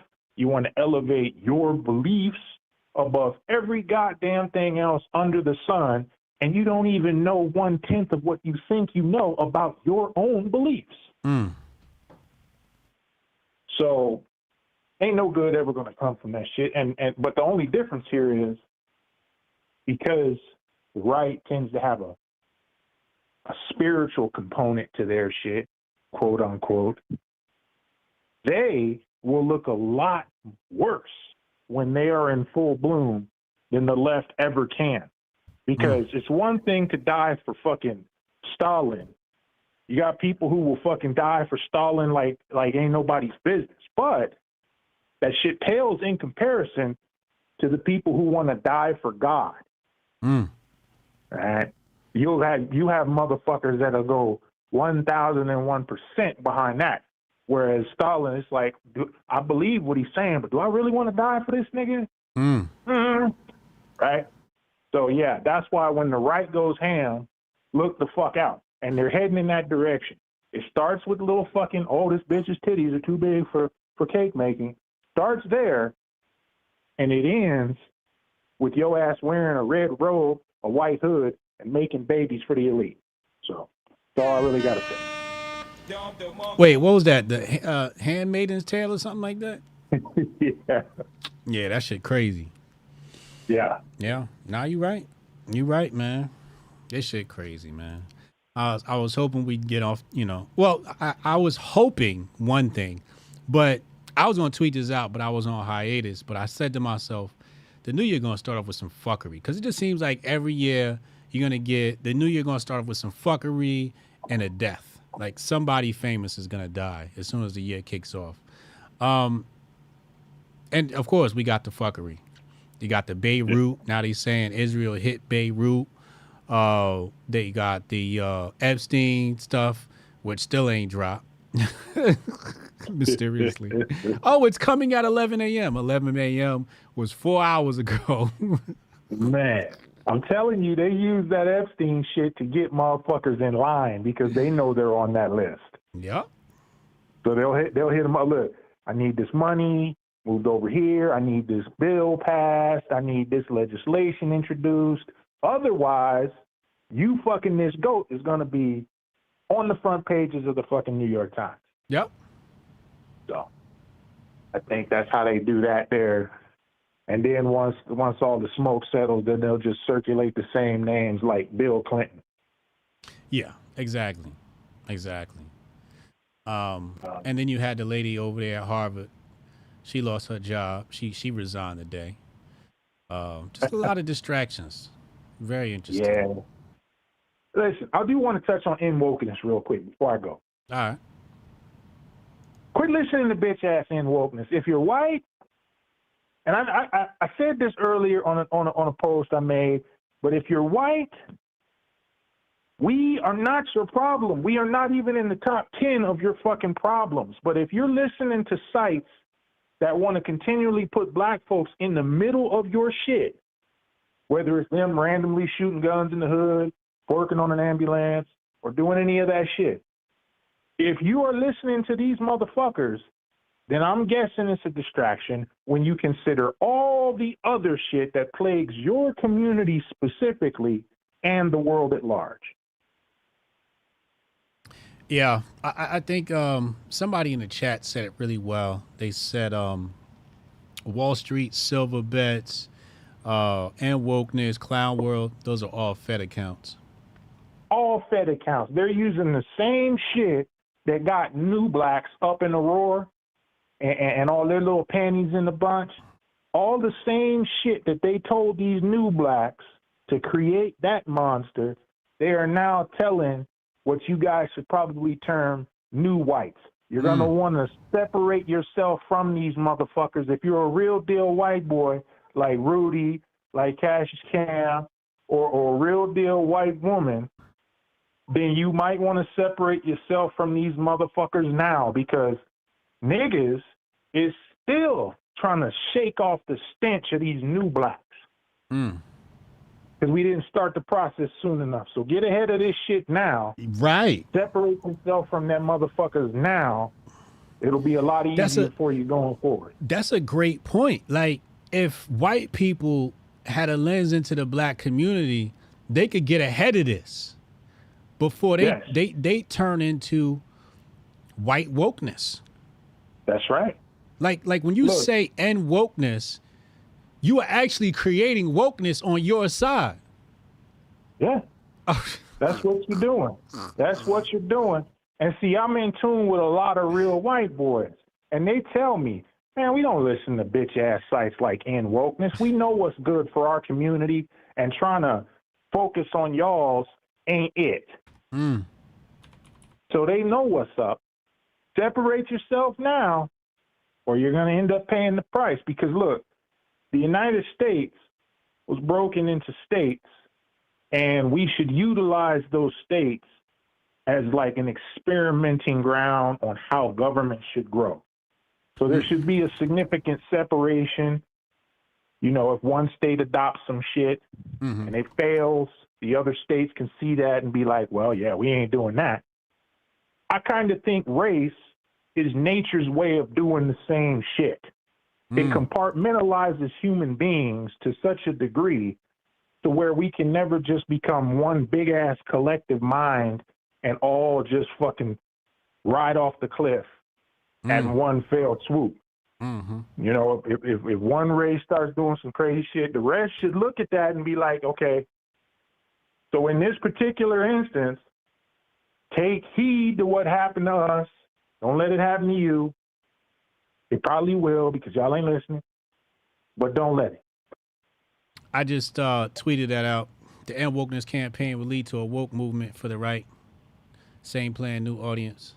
Appreciate you for that tweet. Even though it's probably going to lose me more followers than gain followers, but it needs to be said. But yeah, I love that insight, right? Like, they are about to create on their side the same exact bootleg bullshit of new blacks that we have to deal with. They're about to create on their side. Oh my God. So what the fuck? If the new blacks are fucking annoying, can you imagine what the new whites, how annoying the new whites will be? Ooh-wee. Oh my God. Man, it's going to be bad. Like, if you want a good picture of what they're going to look like, I mean, this is not the end result, but it's just a good indication of what it can look like and what it will ultimately become. Just look at them America First weirdos. That's the prototype. That's the launching pad for ultimately what will become some bullshit. Look at them Nick Fuentes clones, and there you go. I got a feeling that that's just a prototype, because the final version's more sanitized. Yeah, the final version will be on the NBA motherfucking floor during the goddamn NBA finals. Shout out to Uncle Hotep. All right, man. Appreciate you, yo.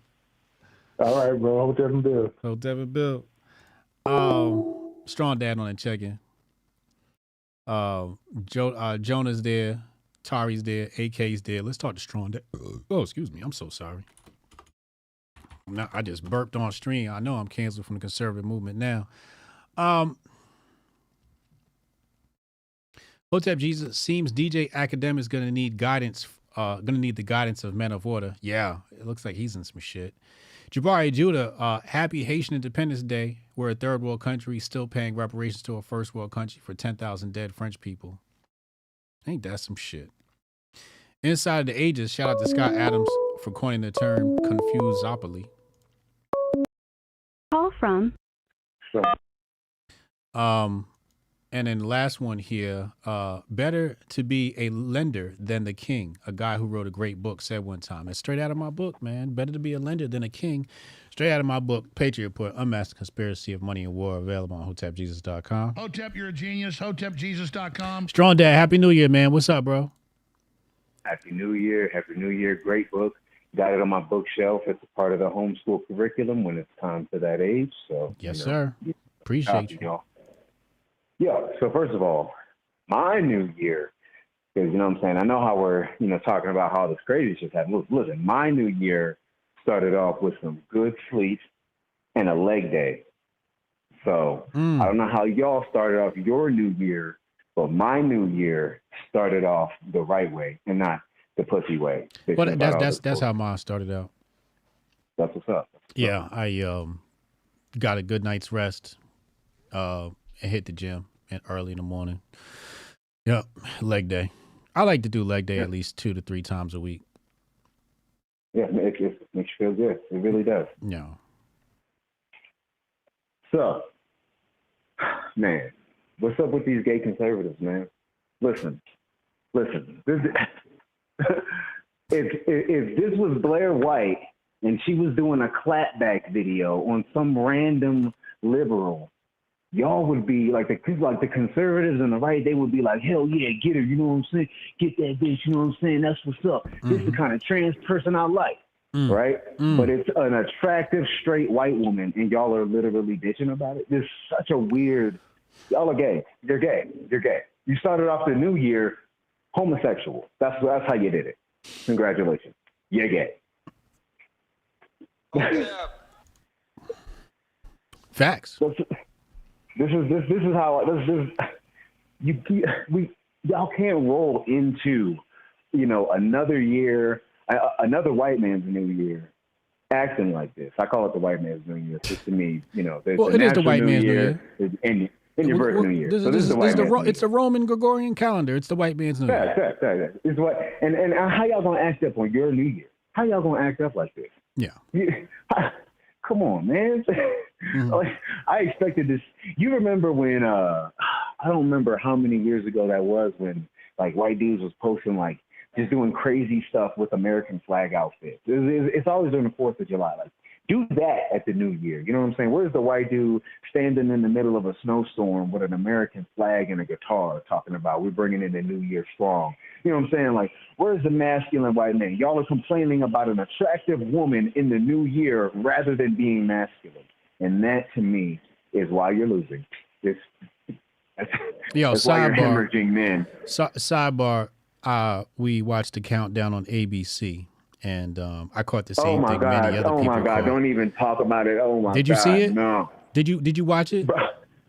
This morning, while I was, this morning. scrolling the timeline, I didn't even press it because I already knew it was about to be some gay shit because there's always some gay shit when people are out. There's always some gay shit. And sure enough, when the screen started moving, I already knew. So, I had the family together and we watched the countdown. We did the whole 10, 9, 8, 7, 3, 2, whatever. And that scene popped up and I was proud of my son because he said, there goes some gay shit. He spotted the agenda like right away because I always point this shit out. And the first thing they went to, because usually they go to a couple kissing, and this year they decided to go to a gay couple, 2 gay men, and have them kissing. Very, very telling about the agenda of the year. Yeah, it was very telling. The agenda is gayness. And the right has fallen hook, line, and sinker for it the same way they did last year, which means you guys learned nothing. Which means you learned absolutely nothing from your last, failures, all the blunders of last year. The resolution y'all made to change America and fight back, you failed at that and, within that time frame. So I just want you guys to be proud of yourself. Give yourself a pat on the back. As far as this trad wife content goes, man, listen, I don't fucking believe I don't believe this shit till I see black women doing the same thing. Until then, it's just, white conservative white. You know what I'm saying? It's just white content, white conservative dude porn. It's not real until I see black women posting their cakes and pies. Like my wife is posting bread, you know what I'm saying? Posting her creations. It's not real until I see that at large. When I see that go viral, then I'll believe that this trad wife thing is actually real. Until then, it's still fake. It's still fake. It's definitely in its budding stages. I've seen a few grift their way and But it's not, like you said, it's not real. It's for the timeline. It's not, once the cameras are off, they're back to being typical American women. Yeah, it's not real. It's not real. To me, it's real when, like 1,000 follower accounts are posted. Mm-hmm. You know what I'm saying? When people who know no one's really watching their shit, like myself, are posting that stuff. And until then, I don't really believe it. It's just a booby grift. And I'm not mad at a booby grift. There's nothing wrong with a booby grift. I just want to know why y'all have a problem with a straight woman booby grift, but y'all will take a half-naked trans person. But was it a booby grift, though? It's a booby. Because I think if it was a booby grift, we would get the cleavage. We didn't get the cleavage. No. See, it is a conservative booby grift. You know what I'm saying? It's for those conservative dudes out there who it's for them Bryson Grays who want to feel guilty about finding any type of enjoyment or pleasure and looking at an attractive woman in any kind of way on the internet who's not your wife. This is for that person right there, so that they can conservative thirst trapping. Thirst trapping, yeah. It scrolls past the timeline. Your wife is in the room. She sees you see it. She's not concerned because it's a sweater. But to you, the conservative man with all this pent-up aggression because you've been masturbating to Blair White, are looking at this and you're losing your mind. And that's just like...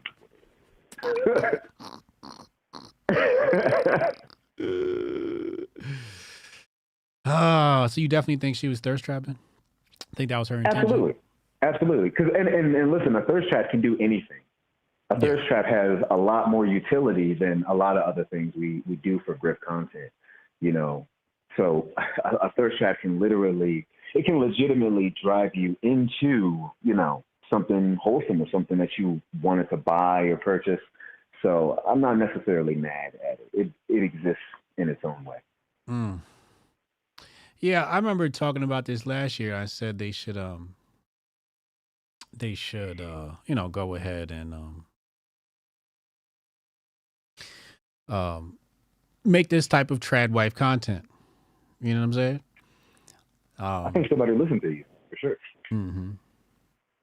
And it gets a lot of eyes to it. I just wish the eyes to it would be more supportive. It's just weird for it to be a controversy. Mm. It just people. Why? I don't.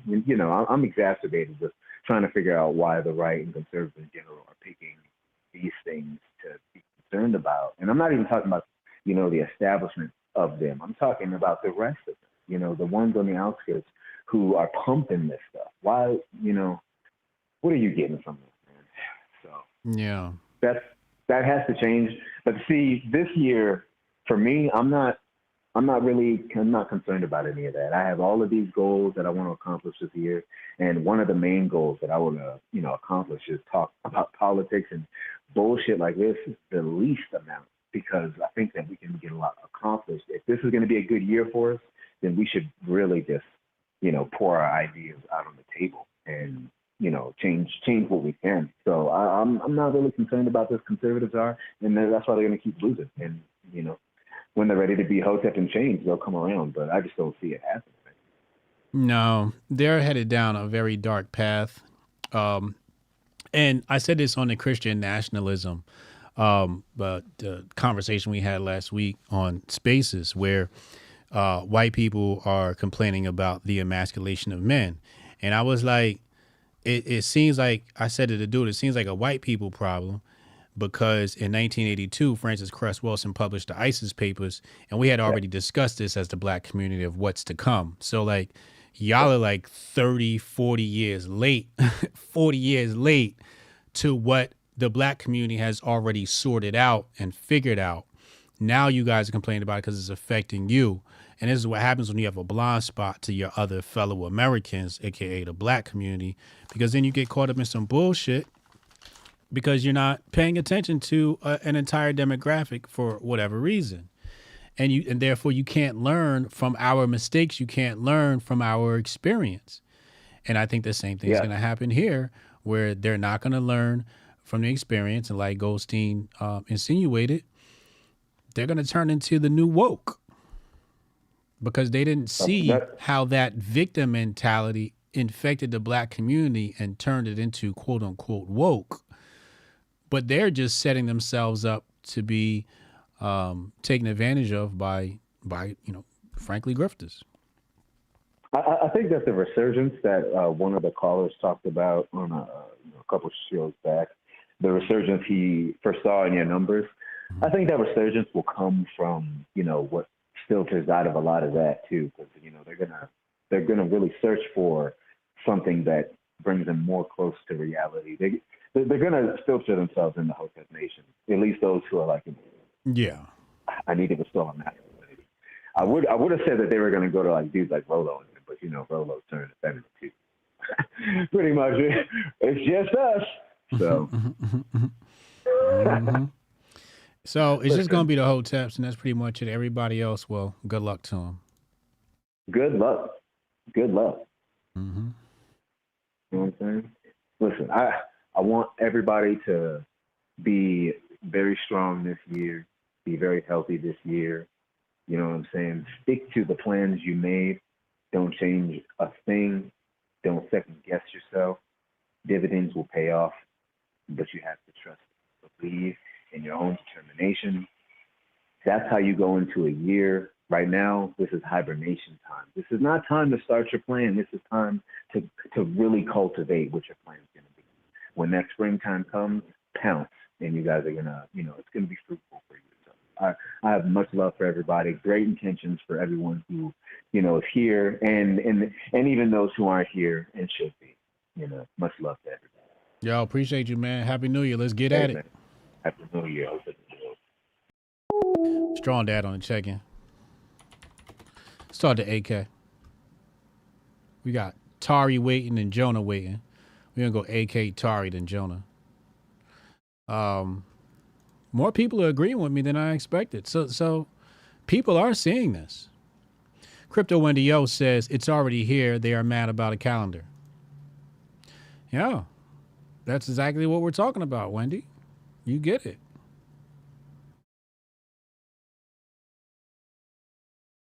You get it.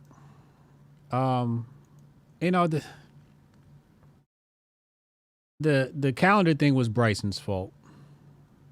Call a spade a spade. Was the cake video? No, I think that was the woman's fault. Call from AK, what up, bro? What up, HJ? Happy New Year, bro. Happy New Year, man. Yeah, man. It was pretty low key for the wife and I. We just kept it at home. Early in the day, we went out and met up with some friends or whatever, and I don't remember asking you how that went. That's fair. But you said that you watched it with the family, so you kept it low key. You kept it in house, right? Yeah, absolutely. Yeah, man. I'm just fucking with you.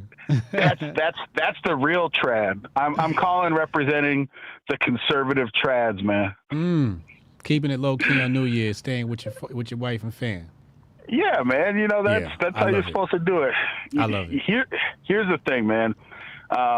Because I decided like a couple of years ago that I was going to try and, create content and do stuff like that. I've tried to kind of run in some different circles, and I think that there's something that is not obvious on the front, but people need to understand is that there's been a struggle for power within the conservative space for a while. And you kind of have a group of females that, have staked their flag in the ground and said, we're the true conservative women. And that's kind of where like this trad wife comes from. And this Isabella DeLuca has been kind of a target for this group for like better part of a year. Like on a regular basis, we'll call it the real trad women. These are typically women that are married, that claim that they're trad, but in a traditional, actual sense, they're not, because they're on the fucking internet talking to strangers. Okay. Nothing about that is actually trad. If you were a real trad conservative, you would not be on the internet talking to general people. You would have like maybe a Telegram channel that you're talking to other women. You wouldn't be talking to men. So I think that is highly, highly ironic, don't you? Absolutely.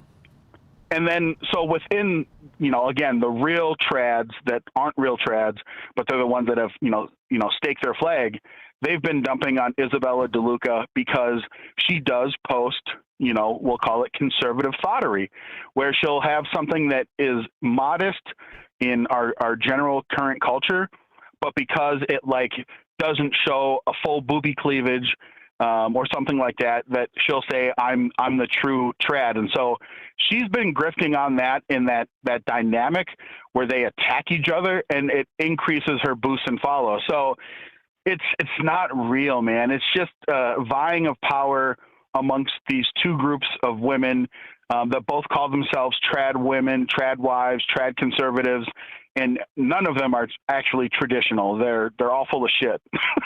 Big facts. Big facts. So I think that's important to kind of put into context, because the other thing that has bothered me. Here's the thing. Yeah. Trad wives don't have social media. Hotep, you're a genius. HotepJesus.com. Trad wives don't have social media. They don't brag about being a wife. They're just be a wife. Yep. These women they are be grifting. a wife, and they raise their children, and that's just what they do, and they take care of their husbands. But here's the other thing. This is what's always bothered me, is that because I'm a guy that decided that I was going to try and push my social media profile to, try and get in on the grift and see that this is an economically viable future in which you can monetize your content. And I actually do care about conservative and Republican issues. I also understand that in the real world, I do the same. I'm actually the guy that goes and volunteers and gives my time and energy to help elect people. And that's part of something I do. And the thing that has bugged me is that 90% of these people you see online don't do shit in their actual personal lives to further their community. And I've asked, hey, are you a precinct leader? Are you involved in your local Republican Party? And 90% of them are no. And it's what the fuck are you doing? If you only want to be an influencer, fine, call it what it is. Say that you feel that you're too important or whatever. But unless you're out there signing $1 million contracts and you just literally don't have the time, you're just out there LARPing. And that's what I've seen. So I always watch all of this back and forth, just laughing to myself, you're only doing something that is providing you monetization, but on top of that, you're not actually impacting people's real lives. You're only impacting people's online personas. Mm-hmm. And there's something to be said that is effective in cultural Marxism, but to take from your point, right, and further this out about end wokeness, this is how the Marxists did this to the new blacks, is it became an online thing, and then it eventually translated in the real world. And once you hit that real world translation, that's when you have to be holy shit, this is going to be bad. And I agree with that the people that take this so seriously online are going to think that they can start to implement this shit. And we know what that looks like, because at the end of this movement, it is identitarian, right? This whole white victim mentality is going to come down to identitarian. And it's funny, because if you actually talk to one of these identitarians and you start talking to them about social issues, they're about the government using their might to enforce their identity. So they're actually just the same, but just for their identity. They're actually not true. How is the right? Do you have any examples of how they use government? Because I'm trying to think of some. So I'm saying if you were to have a true ethno state, right? Okay. How would you enforce that? Yeah, you'd probably do it through the government. Correct. Right. You would have to say the government has to come in and you have to write this new law that will tell independent businesses what to do. Yeah. So they actually aren't conservative. They just don't like niggas and fucking non-white people. And it's all under that umbrella. So that's what the people have to be weary of. If you're a person that says, I like the stuff that End Wokeness is putting out there, there will be a turn.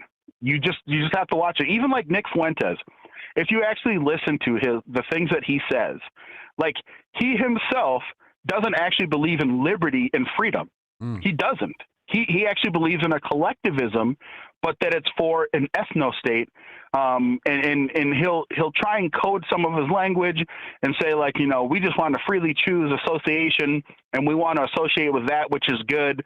But it's like, well, no, how do you enforce that? How do you actually make that happen? And it's like, well, you have to make the government do it. Well, then at that point, you're the woke, but on the right side, quote unquote, of the spectrum, which is actually just the white side of the spectrum. So I find that completely true as well, to just be wary, man. I mean, if we always go back to the idea of having freedom and individuality and the freedom to associate in a free market, yeah, you can choose to go and hang out with all the white people that you want or all the black people you want. That's completely up to you. But when you start stepping over and saying, I'm a victim and the government needs to step in to fix this, well, now you've just fallen for the same Marxist trap. So yeah, man. So I just want to throw that out there. And one last piece with Claudine Gay resigning.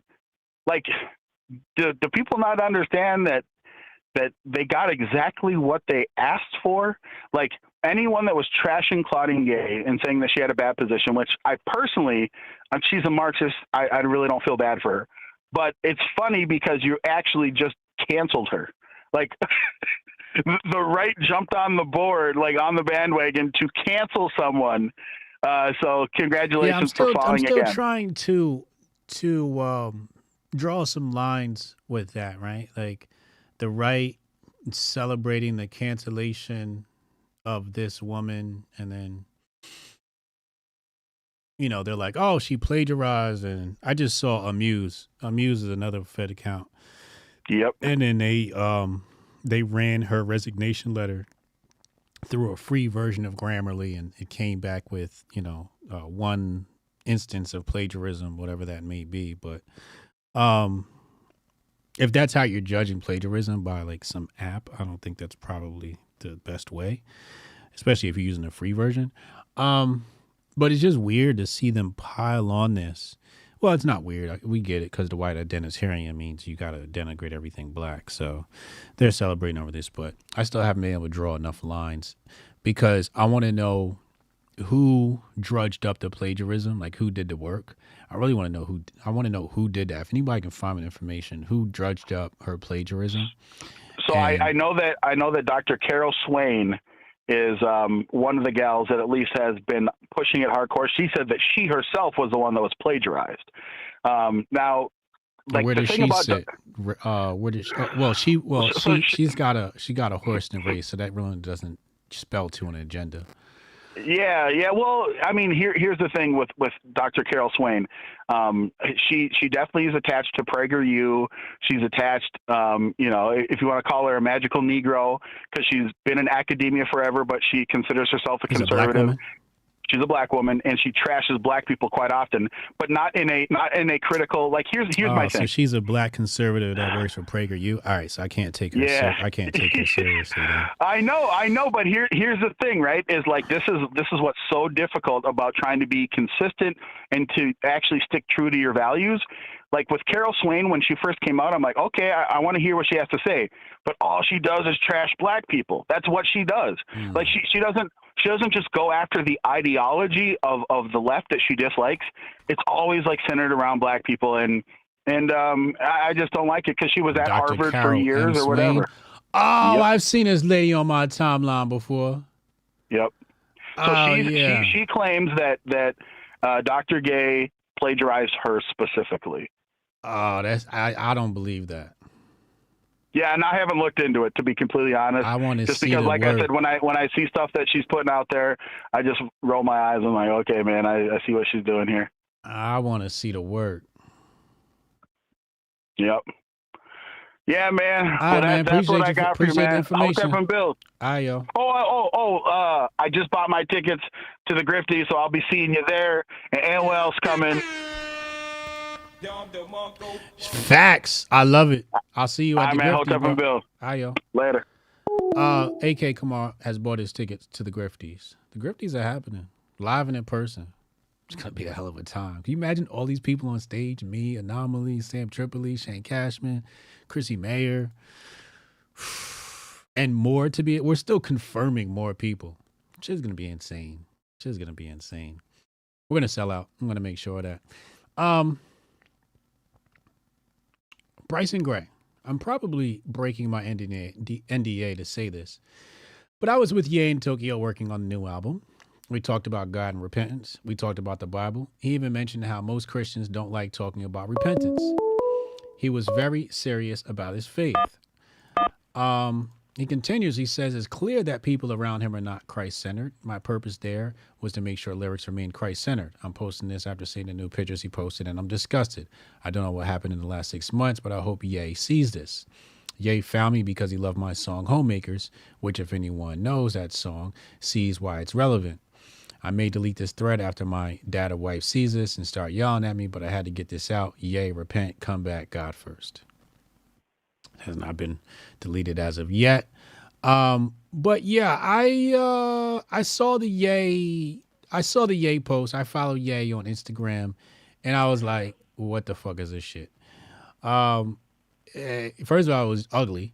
But he was like, no pants this year. And I'm just like, yeah, that God stuff went out the window. So maybe that was a phase, and Ye is back being, the American that he always was and has those debauched thoughts. I don't know. Fresh Mike, what up, man? Happy New Year. Yeah, Happy New Year's call-in first show of the year. How are you doing, sir? I'm doing great. I want to say absolutely phenomenal work on putting the Grifties together this year. I appreciate you. Everybody, shout out to Fresh Mike, a.k.a. White Mike, for making the Grifties happen. Phenomenal work. Who we got confirmed, yo? Man, the one name I haven't heard you drop yet that is confirmed 100% will be there live on stage, in person, Alex Stein, Primetime 99. Oh, yes. Primetime 99, Alex Stein. I knew I was missing one. Yeah, and then we have two large guys. One guy is like, yes, 100%, but a flight situation. And then one guy we're just waiting on. He wants to do it.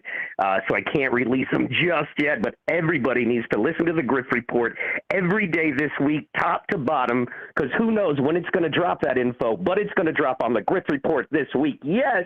Let's go. Let's go. So we're really excited about that, man. And thank you for allowing me to be a part of this, man. And I'm so looking forward to being able to shake hands. I couldn't find anybody more qualified than you, sir. Well, yeah, man. Well, you were the man.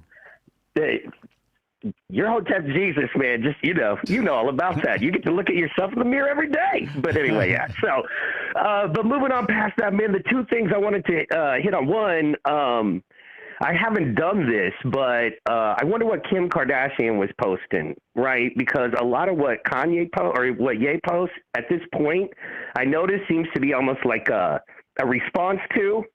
So I don't follow her or anything because, brain cells. But I would like to know what she was posting or what she was doing around New Year's Eve, because that might have, something to do with what he was posting, because that was eerie. It wasn't even like cool, right? It was eerie. I don't know. It felt weird. Like I felt weird looking at it, So yeah, man, I'm not trying to be Bryson Gray, but I felt weird looking at it. Yeah, it was, I didn't like it. It seemed, first of all, it looked really trashy. That's first of all. But also, I don't know. It was just ugly, and it didn't. Yeah, it wasn't, and it wasn't Christ-like. Yeah, well, that very much. But I mean, even if we're just talking artistic, because that's argumentative, right? Like, I personally am a Christian, but I have a lot of problem with people kind of saying you can't do this or that with art. Right. Now, kids and stuff, but I mean, like, you can't show a titty. It's like, come on, man. They were showing titties 10,000 years ago in art. It's relaxed, So, but that's another level. Speaking of art, please, I know you are slam busy, but please, when you get a chance, watch Dave Chappelle's special that just dropped yesterday. I got good news for you. Yes, sir. Not only did I watch it, I saw it live. I hate you so bad right now.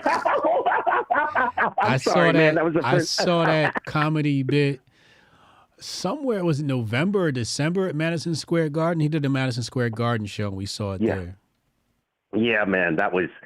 No, yeah, because the last 10 minutes. earlier. No, that was October, maybe August, because it was warm. Yeah.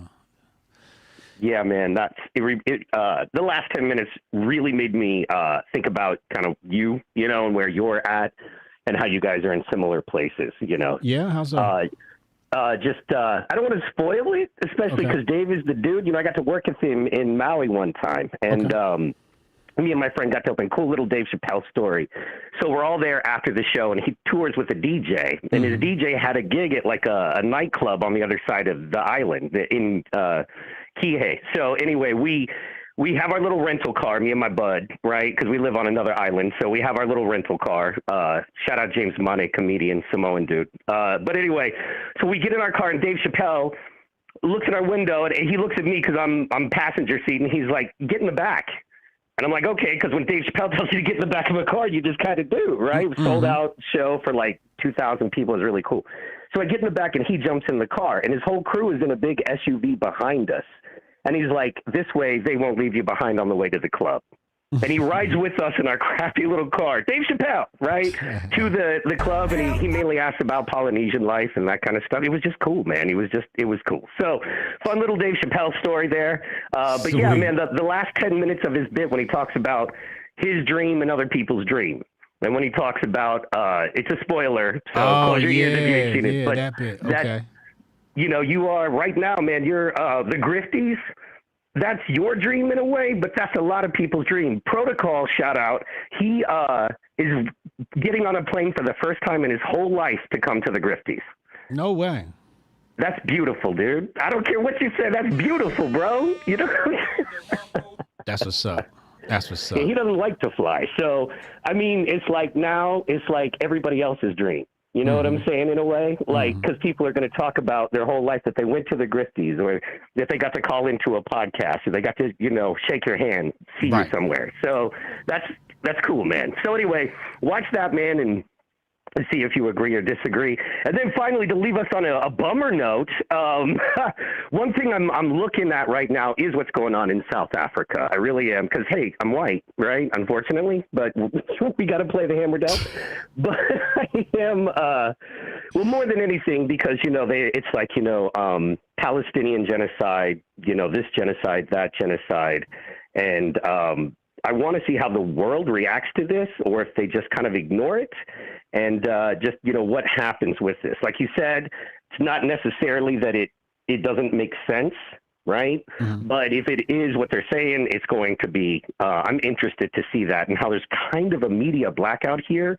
But if, you know folks that live in South Africa, there are legit, like, you know, people worried, like everyday people are legit worried. So I'm just going to pay attention to that. And then, you know, any thoughts you have on that as it goes along, you know, very interested.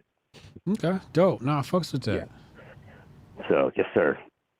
Just to see how that works out. Because, I mean, hey, we know there's genocides going on all over the world. We don't bother with right now, you know, Myanmar, all that. But yeah, I just want to see how this works. So. There's also the Somali situation going on. Yeah. Somali, Ethiopia situation. What I'm kind of concerned about is if this is, you know, a mirror situation, but reverse, right?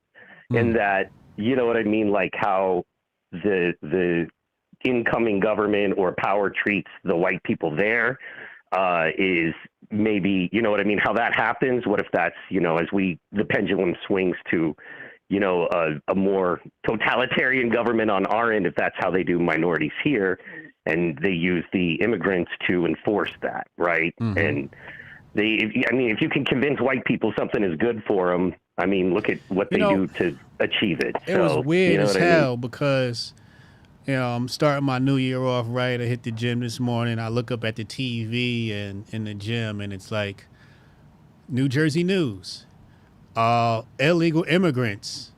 And I'm like, wait a second, nigga, this is the New Jersey news. What the fuck? So I look at the TV like, let me make sure. And then that shit said Edison, New Jersey. I said, nigga, that's down the street from me. They got the illegal immigrants parked down the street from me, Mike. Yeah. This shit is wait crazy. Wait till they try to put them in your kids' gyms, you know, like they did in Marcy, right? Listen. They did that. Yeah, man. So That ain't gonna happen. I know. Got to buy more ammunition.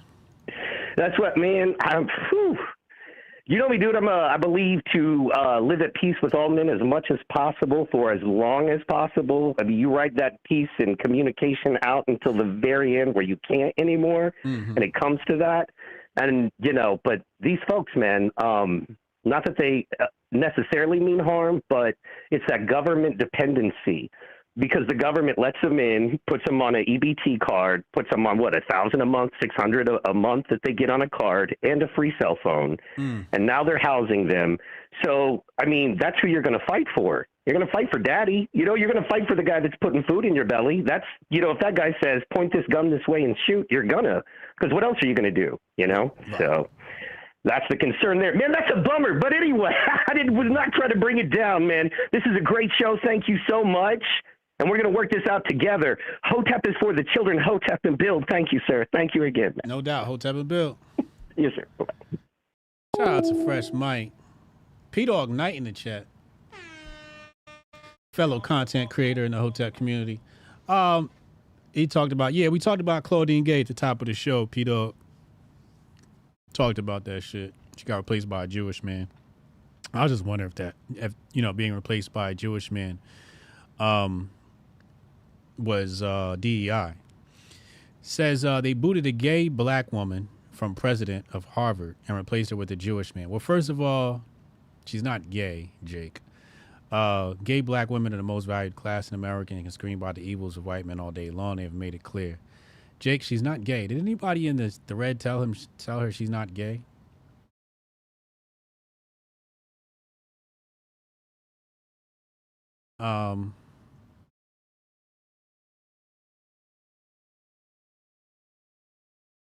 Because last time I checked, she got a white husband. Here she go. She got a white husband.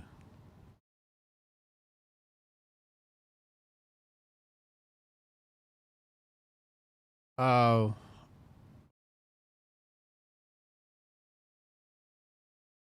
on. Let me correct him. Her last name is Gay. She's not gay. Her husband is white. Let me help Jake Shields out right there. You can just tell people that don't be looking in this shit.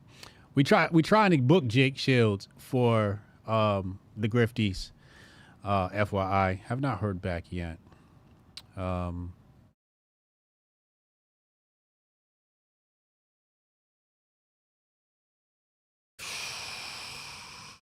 Who we got next? Cannon, call in. Let's talk to Cannon.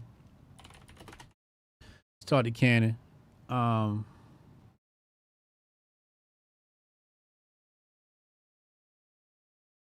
else is going on in the timeline here?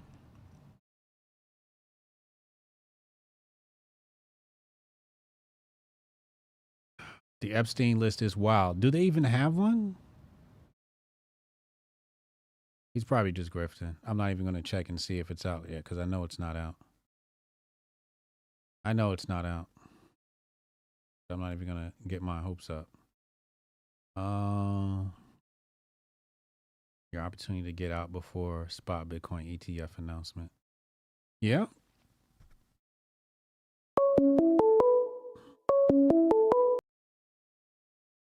Call from Cannon. Cannon, what up, man? What up? What's good with him, bro? He is right, just leaving the gun store. You know how I did. You leaving the gun store just now? Yeah. That's lit. What you get? Yeah, I'm looking at a couple of things. So I'm looking at this. I was telling my audience I probably want to do a Draco and get it out. Yeah. So I want to go price it out real quick, see what they can do for me. But Palmetto State make an AK variant that's already complete the way I would have built it out. So they saying they can get that in for me. Okay. So I may do that. And then I just looked at a Colt Python 357 mag. Mm-hmm. So I'm not sure what I'm gonna do yet, So I'm trying to ready. You know, we may have some nonsense go down soon. Yeah, you gotta be ready. You gotta be ready. Yeah, they down. They ain't in neck of the woods now, yo. They running around the corner, bro. I was telling people it's cold up there, T. And you got all them immigrants out there kicking the bucket because it's cold outside. They ain't used to this weather. They ain't got nowhere to sleep. And when people get desperate, what happens? They start trying to take what's yours. Yep. You're gonna have it. There's gonna be some fights. There's gonna be some problems in the streets, guys. It's gonna be that cold winter here. Straight up. You know what's funny is, have you heard about the how they're getting around the Ring cameras? No, how they doing that? So basically, they got Wi-Fi blockers. Stop. You serious? Yeah. So when they rob your house, they put on a Wi-Fi blocker. They got a Wi-Fi blocker, Uh-huh. kind of like an EMP type device. And then, so if you're in the neighborhood and you ever notice like your Wi-Fi is not working, there could be somebody trying to rob you or rob a neighbor, but they come around with a Wi-Fi blocker and it knocks out the Ring camera, and then they enter your home. But they can't Wi-Fi block that big ass dog I got in the fucking house. Good old dogs. Yeah. That's the Ring camera for me. That nigga started barking. They heard it on my stream. One day I was in the middle of my stream. This nigga was going off upstairs. I had to stop, grab the shot. He went upstairs like, what's going on? Mm-hmm. He's losing it just because there's a car parked out front. Yep. You know what I mean? Shoot, that camera go down, that dog won't. Big facts. Big facts. Shoot, I'm telling you. But I'm trying to tell people, yo, that it's all by design. They wanna get them in there. At first it was like, oh, we gotta help, and then now it's like, okay, now we gotta give them jobs. Now apparently, who was it? Chicago just gave them $9,000 in like living assistance or something like that. Damn. Wow. They getting more than we getting. You know what I mean? They get. If I want some welfare, I gotta go down and do some paperwork. They gotta check my background and some more stuff. They just coming straight through getting what they want. They try to make sure they get that voter base for us. And then what they doing, now they talking about you want citizenship, come join the army. I told people that's what was going to happen. Come join the army, fight for your citizenship. They said in California they get insurance too. Yeah. And I think here in Maryland they do the same thing. If I'm not mistaken. I'm telling you, it's going to be crazy. And it's going to be because the have-not, they're going to be like, if people in Chicago tripping, they're like, yo, you taking our resources that we working hard for that you don't even give us and giving it to them? They tripping in Chicago right now. They ain't having it. New York the same way, but Chicago, they on the edge. They about to have they falling down moment real soon. But for that the whole trad wife stuff, like I said last week, yo, they tripping. I was like, that calendar was PG. I'm like, I've seen women dress worse than that in church, and y'all worried about a dress above the knee. Well, am I correct that that I think it was one of her female haters that drudged that up, right? I'm talking about the calendar. Like the dude the was calendar. wilding. The dude, I can expect women. It was Bryson on another woman. Yeah, Bryson wilding. I like Bryson, but yo wilding. Like, come on. He said it's demonic. Really? Like, it's not demonic. You just scared you're gonna like it, nigga. Like, my thing is demonic is King Magazine. King Magazine's demonic. Well, I think it could all be demonic, right? And there's levels of demonic. My thing is, it's the reactionary movement. The new name we're calling the right the reactionary movement. And it's just like Bryson said what he said. Nobody needed to react. That's true. That is true. You got a point on that. He said what he said. I disagree. I don't mind looking at Kim K in the little bikini. She look all right. You know what I mean? I'm just saying though, and what's the girl, what's her name? Isabella? She got some heavies on her chest, boy. Good Lord in the morning. You know what I mean? Like, what's the problem? And that's the thing. We want to talk about the emasculation of men, but at the same time, it's like, I want my son to look at that shit and be like, ooh. You know what I mean? I want my son to go, ooh, that's yucky. Like, what? No, son, look at that one more time, son. I need to make sure you're okay. Yeah, like, we also you know at that point where we got to make sure our sons is, we got to make sure they know. When I was a kid, I used to look through the fuzzies on the TV trying to see some shit. Yeah. And now they, you know, they want to. It's just like you talk about men being emasculated, but then you don't want men to look at attractive women. You know, it's just what it is. They got curves. They covered up. They got curves. You know, like you said, short of wearing a hijab and a burqa, like that's what you want. I'm like, whatever. Like the lady, she knew what she was doing. She was thirst trapping. But at the same time, you know, she's leaving it to the imagination. It's, you know, it's just saying, like, look, she left like an out for herself. You know, she sort of left it out, like where she knows her boobs are sticking out, but she got the full clothes on, so she can say, "What are you talking about? I have the shirt on, right?" I think that's what you're saying. They want women out here dressing like the brat. You know what I mean? Back in the 90s. You know what I mean? I'm just saying, like, she's like, I'm a traditional type of gal, but the way this shirt fitting, you know what you're getting. You know what I mean? I'm just saying though, and it's like, I'm cool with that because I'm tired of seeing these women on Instagram. They look like Salem witches, and then they do the whole cover their face up. Next thing you know, the witchcraft that is makeup comes out of nowhere, and now they look like, you know, something else. Or the fact that you got women like money, like their grift is gone because you got all these trans women out here taking their shit. Dylan Mulvaney with Bud Light and Hershey with their was it Hershey, and they used a trans person for that movement. Mm-hmm. Like that should be for a natural woman, and they getting mad. Like, you know what? Let's put out a calendar showing off, you know, a beautiful natural woman that, you know, that we ain't overly, you know, underclothed, I guess you would say. You know, none of this shit was around when Hugh Hefner was around. All that fucking porn running around on Instagram, you know, on X. Yeah. You know, y'all mad at this? Y'all mad at a woman with a cross in the background with a shitty ass apple pie with some almonds on it? Like, come on, y'all, give me a break. You know, give me a break, y'all. Like, for one, just be happy that these women want to be feminine, and they don't want to take on. They want to be all masculine and taking the role as a man. Be happy for that. That's all I'm saying. Like, it's just crying for no reason. But you're right though about that. Bryson said what he said. Bryson always saying some shit, and I was like, God damn, Bryson going hard. You know what I mean? Bryson gonna lead a goddamn crusade team. But like, at the same time, you know, they don't have to react to it. Right. You're right. They don't have to react to it. They you know, it didn't have to be that big. And they went off. But then you had a lot of people that was, you know, that the reason why I was tripping because you had a lot of people on his side, which is fine.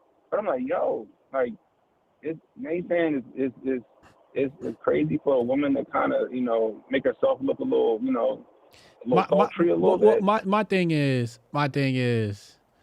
you can't condemn OnlyFans lifestyle and then defend the calendar, right? You really can't do those because one is a gateway drug to the other. Thirst trapping on Instagram leads to OnlyFans. That's just how the game goes. I feel you. You know, you got women. I've seen this happen, yo. I watched this girl go from I cosplay to I cosplay with nudes to don't ask me for pictures of my ass to okay, I'm now selling pictures of my ass to now watch me give this blowjob to this dildo. Well, that's what Twitch is on their way to. Twitch already starting to do that with the nude bars. Yeah. You know what I mean? Yeah. But, like, I think that, me personally, I think that's a far stretch from what that calendar was at. I can see how it could lead to something, and that's on them women's convictions if they decided to go from, you know, scantily clad, I guess, for lack of a better term. And I don't even think it was that. Right. You know, suggestive clothing to butt ass naked in front of a webcam. You know what I mean? I think that's a completely different thing. You know, like now I would say a gateway drug is every time I'm on I'm on Instagram and they send me some suggestions from threads of some woman breastfeeding her kid with both her titties. Oh, I hate that. That's just annoying. You know what I mean? Because that's the gateway. Oh, come see me breastfeed my kid, but I just really want to show you my titties. Mm-hmm. You know what I mean? That's the gateway right there, in my opinion. But you know, I'm just saying. All I'm saying is this: I think the outrage is crazy. And like I said, I super chatted it earlier. I was like, I'm gonna piss all of them off. I'm gonna take all their wives. I'm about to do Jumper Jackson basketball shorts, no drawers. Pause. But I mean, I think they should just chill out. It's not that serious, especially the chick that's thirst trapping with her little tight t-shirt on. That's just what it is. She thirst trapping. She wants some attention, at the same time, like you said, her out is, I'm fully clothed. What is your problem? Yeah. But then, like I said, I expect women and gay men to hate on straight women.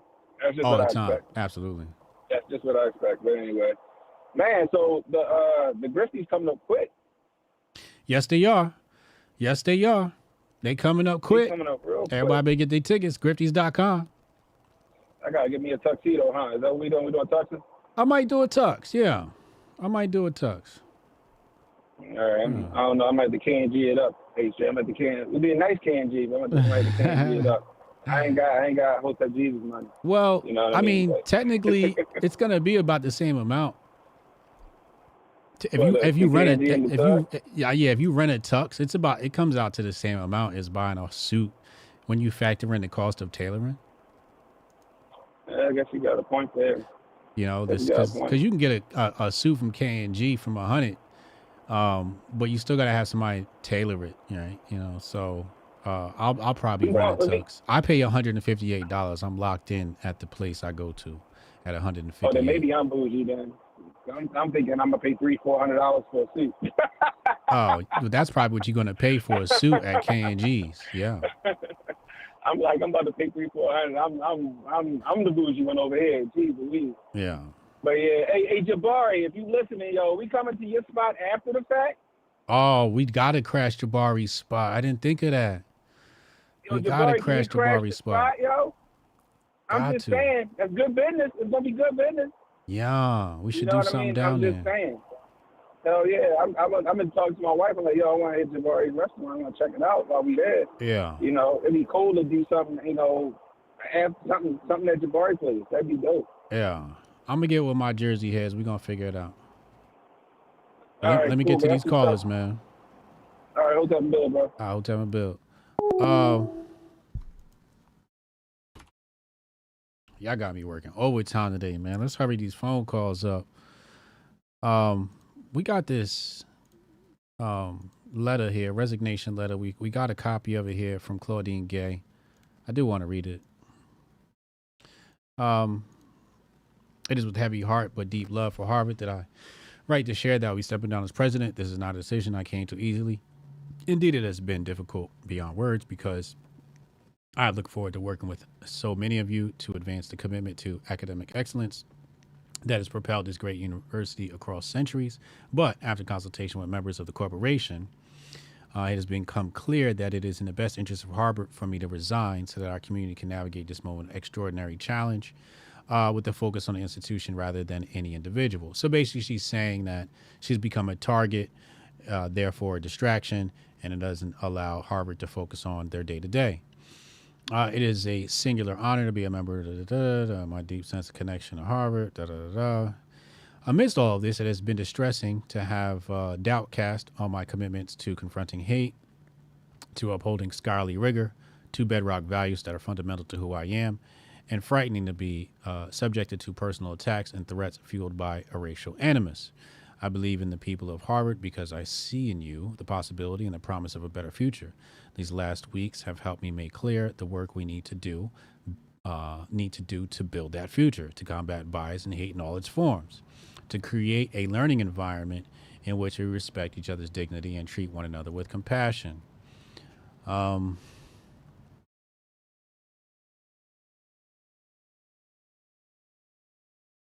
When I became president, I consider myself particularly blessed by the opportunity to serve people from around the world who saw in my presidency a vision of Harvard that affirmed their sense of belonging, their sense that Harvard welcomes people of talent and promise. This is interesting. It's, after speaking to AK, it feels like a PragerU takedown. Like, oh, look, they got this black woman in charge.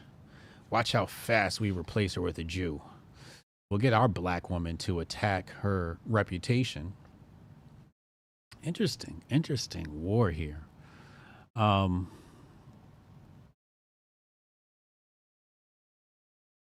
here's a word I never saw before. I hope it will be seen as a moment of reawakening to the importance of striving to find our common humanity and not allowing rancor and vituperation. I gotta look that one up. These Harvard motherfuckers always got these expensive words.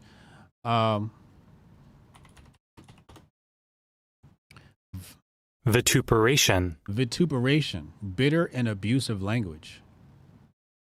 I like that word. Vituperation. I will not stand any more of this vituperation. After you learn a word, you gotta use it in a sentence. That's what they taught us in school, right? Rancor and vituperation undermine the vital process of education.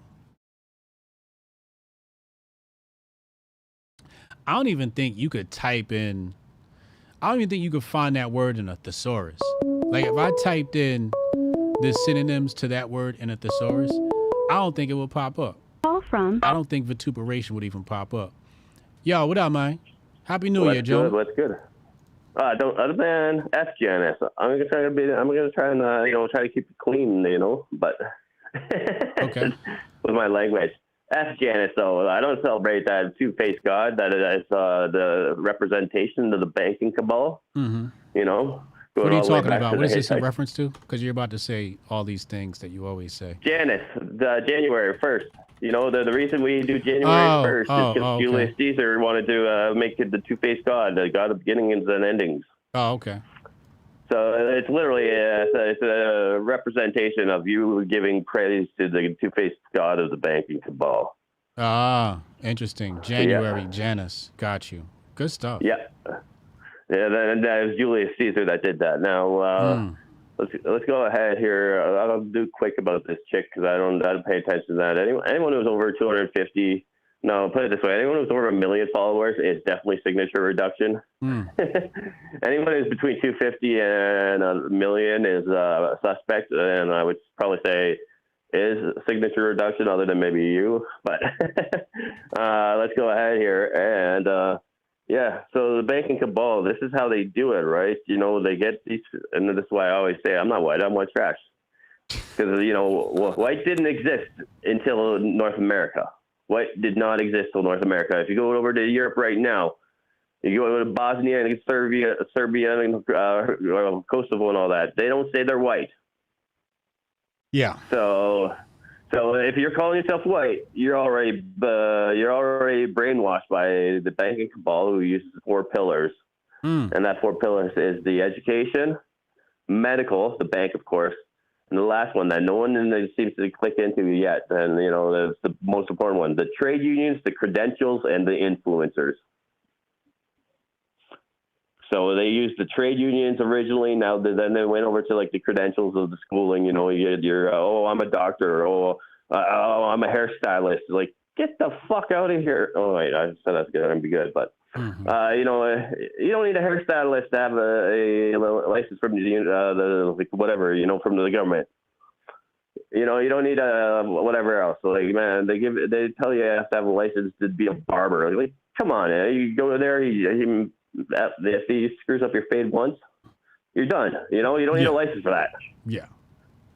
So they use these things, and now it's the influencers. So they have these people, and here's the thing though too. When I say signature reduction, you don't always have to be employed by the government. If they have an AI of your personality, and they know you're going to push their agenda, they throw a few. And you said this last month sometime. If they put bots on your channel, they make your popularity rise because they want your message. So a lot of these people that you're like, how the hell does this person have this many followers? It's because they have bots there to push it, because that person is always going to give the bad take that the banking cabal wants you to have. So then you're busy fighting white on black, or like you say, Serbia versus Croatia, but you're never fighting the banking cabal versus the population. So. Big facts. Appreciate you. I just lost 80 pounds or 100 pounds in the last week, which is great because I told you I've been fighting this demon. Now I got rid of this thing, and I'm not even lying. It's like 100 pounds I've lost this week. So my voice probably sounds different too, but we got to realize who our enemy is, and it's the banking cabal. And one last thing I'm gonna do. Since you brought up all the 2008 thing, I was in the middle of posting, and that's why my cell phone instead of the computer today.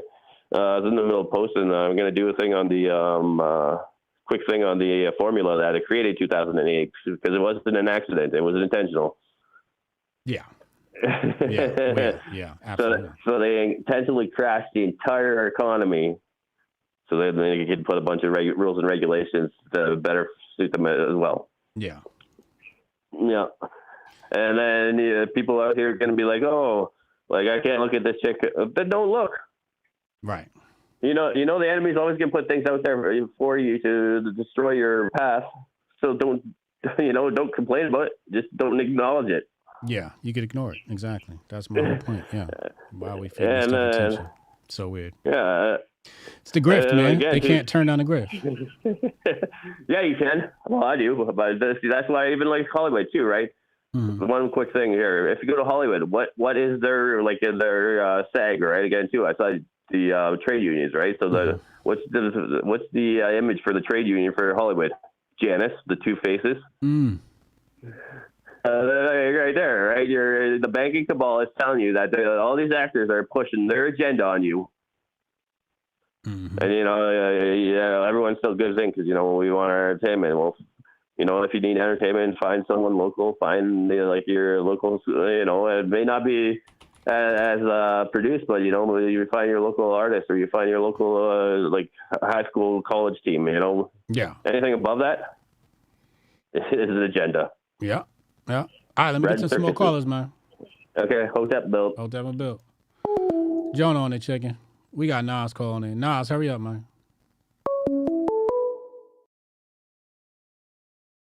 Call from Nas. Yo, Nas, what up, man? Happy New Year. Happy New Year, Hotep. What's up, Hotep Jesus? Man, I'm gonna keep it short. I kind of missed the show, but I seen you was talking about the lady that was baking the cake. Yeah. And listen, man, I'm from Philly, and so it's a large Muslim population, and I follow Islam.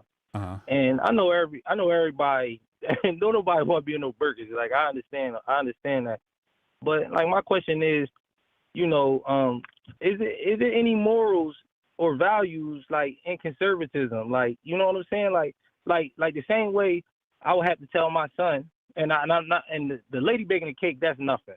But I'm talking about like the same way I had to tell my son, like, pull your pants up, don't go outside with your shirt off and stuff like that. Can we even get to a point where we can say anything to females? And the fact is, they are the majority, right? Mm-hmm. And it's getting even worse because you got men transitioning into women. So it's like it's getting to a point where it's like it's like I don't even know how to feel about that. That's just I worry about myself and all that, but I just think we losing. It's not gonna be no morals and no values. And I was in a space a little earlier, Sunny Johnson. And she went back to she said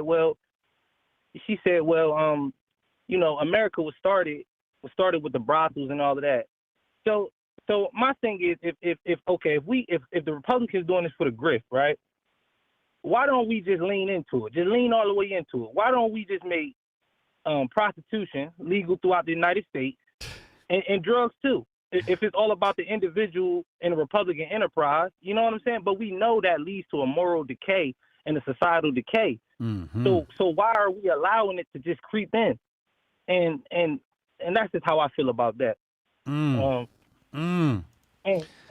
Yeah, they might as well just lean into the whole OnlyFans thing. Might as well. Like, why? Yeah. What's wrong with it? I mean, if it's money, right? We making money, right? Yeah. I mean, come on. And all right, I live down in NC. I ain't gonna say where I'm at. This what happened the other day. So the store was ran by some Arabs around the corner from me. So the other day I pull up over there, and man, when I tell you, it's 1,000 Mexicans in the parking lot. What? Out there. I don't know what they was doing. Now, later that day, I go to the store. The Arabs don't own the store no more. All the lotto tickets and the lottery machine out of there, and now Mexicans running the store. Not only that, for a week straight, you had a sheriff and a tatted up Mexican, face tatted up, and see we can open carry, out there with a rifle. The sheriff was right next to the man, standing out there doing security with the rifle.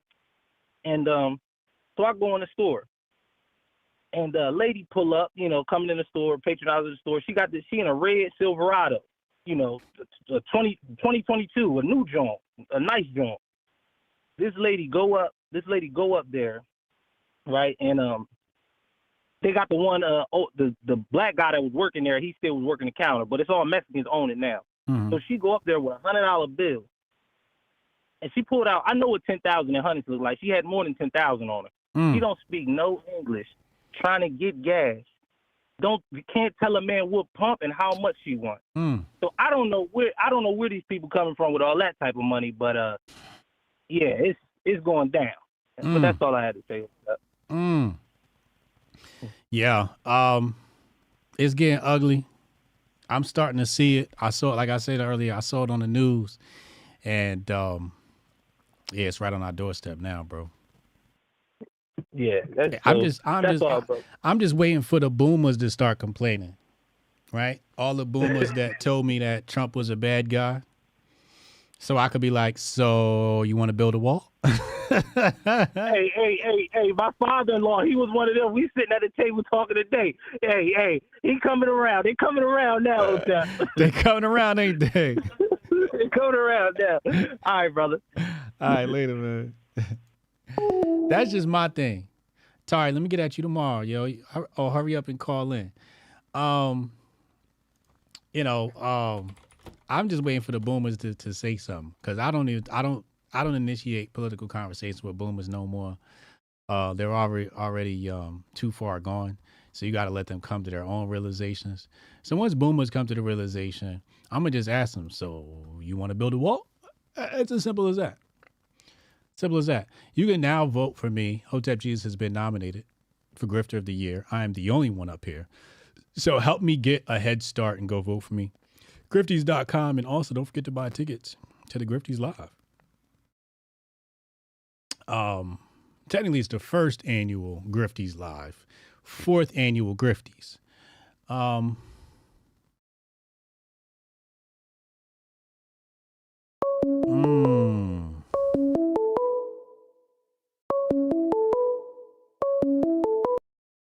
Call from Sorry, what up, man? What up? What's good with him? Yeah, my bad. I got caught up with some work. No, it's all good. I did. Get in and out. Get in and get out. Pause. Because I thought it was interesting. Can't hear you. Can you hear me? Yeah. Can you hear me now? Yeah. Yeah, I did want to say one thing, because I thought it was interesting, the topic you were talking about, that cake thing. That what? The cake. Yo, the cake, yeah. Yeah, I didn't even really know what was going on. I don't really be on Twitter like that, So when I find out what's going on with these situations, it's usually from like some YouTube or some YouTuber. I catch some video about the situation. But this wasn't the first one I caught. That lady who started going back and forth about it, I guess. I've been watching her husband's streams a little bit. So this is I guess he actually kind of advocates for Christian nationalism. It's actually interesting. It relates to the space you had last week. They've been trying to get more into the engaging online and shit. I guess these like Orthodox type people. So I think you're right about the whole jealousy thing in some aspects, because women are like that. But I think it's also like you're dealing with some very conservative people, like some people who actually want, more Orthodox type Christianity out here. And they are calling out all of those conservative grifters, especially a conservative topic.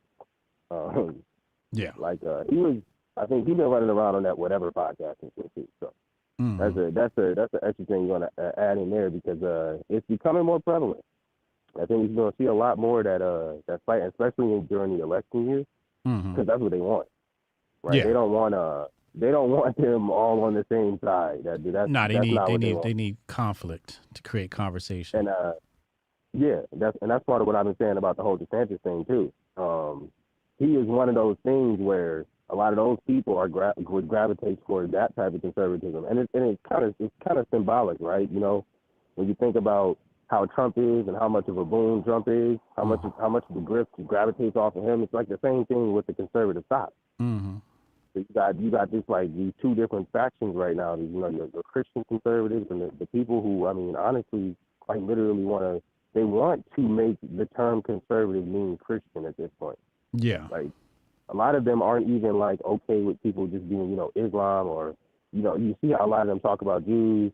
So they don't necessarily just, you know, want everybody to be like, you know, conservative and have good moral values. Like, no, they you know, they want everybody, they want conservatism to be seen as Christian, even though American, you know, conservative American values don't line up with Christianity. Mm-hmm. That's what they want.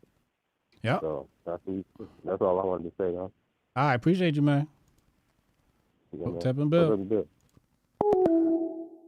Got to all the callers. Jeff Curtis, what up, man? Happy Grift year. Yes, sir. You already know. Cannon Hotep, he says, I'm going to really be pissed off. I'm going to do jumper jacks and basketball shorts, no draws. Oh, this man's wilding. Pause. Reagan was said to be a conservative. He was more Marxist than Carl. Damn. They going ham over on Rumble. Somebody on Rumble said, what is Hotep and Bill? Hotep and build, meaning, well, Hotep means satisfaction or to be at peace, right? So you want to create peace within yourself and therefore create peace outside of your house, outside of yourself, and then build, right? You don't want to be in a place of stagnation where you're complaining about everything all day and you've built nothing.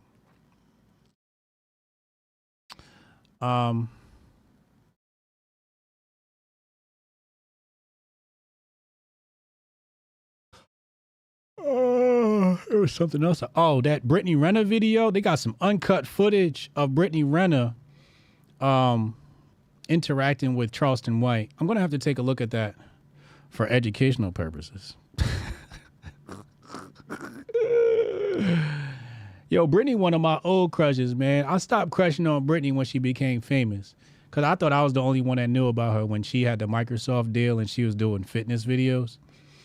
And then the entertainment world discovered her, and she went from good girl. I've never, like I said, I like, you know, follow these women over the years, and you can see like this evolution, and just watching it go from like, you know, borderline wholesome to just thottery. It's just like, wow, like money really changes people, makes them just come out their ass.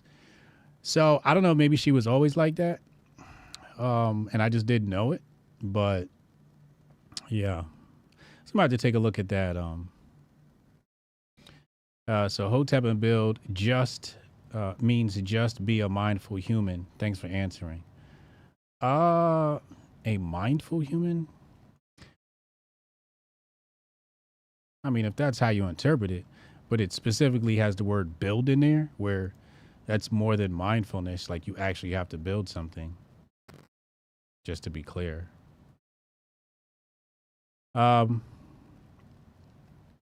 Jay Pylon says, build yourself up, build your family, your community, your soul. Yeah. Your realest crush was Drea Michelle. Y'all just wasn't hip. Drea is, I mean, she's just fucking fine as shit. I don't even think there's any other way to really describe it, right? And she's had her operation, so she's cheated.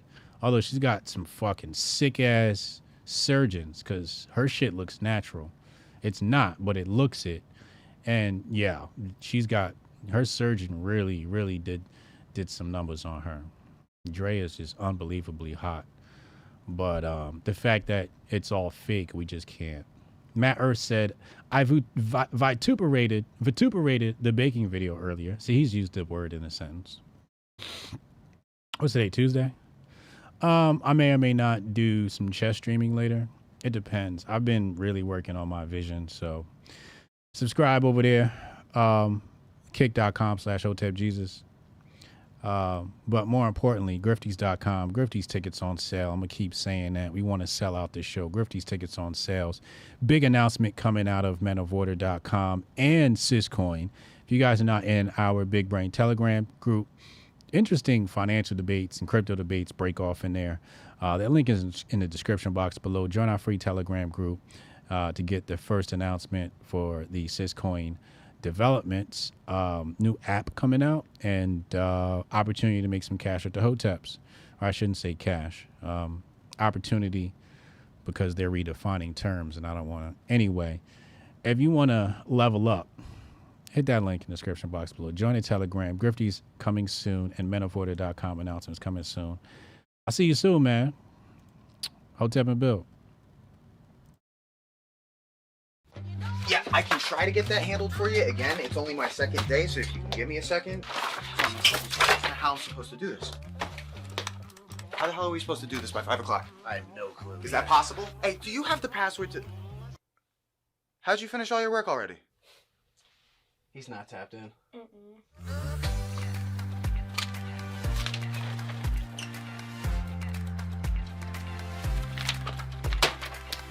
How'd you get that done so quick? They think they're gonna be able to budget that? It's money. That's money right there. You understand? You guys finished your work 6 hours early? He's not tapped in.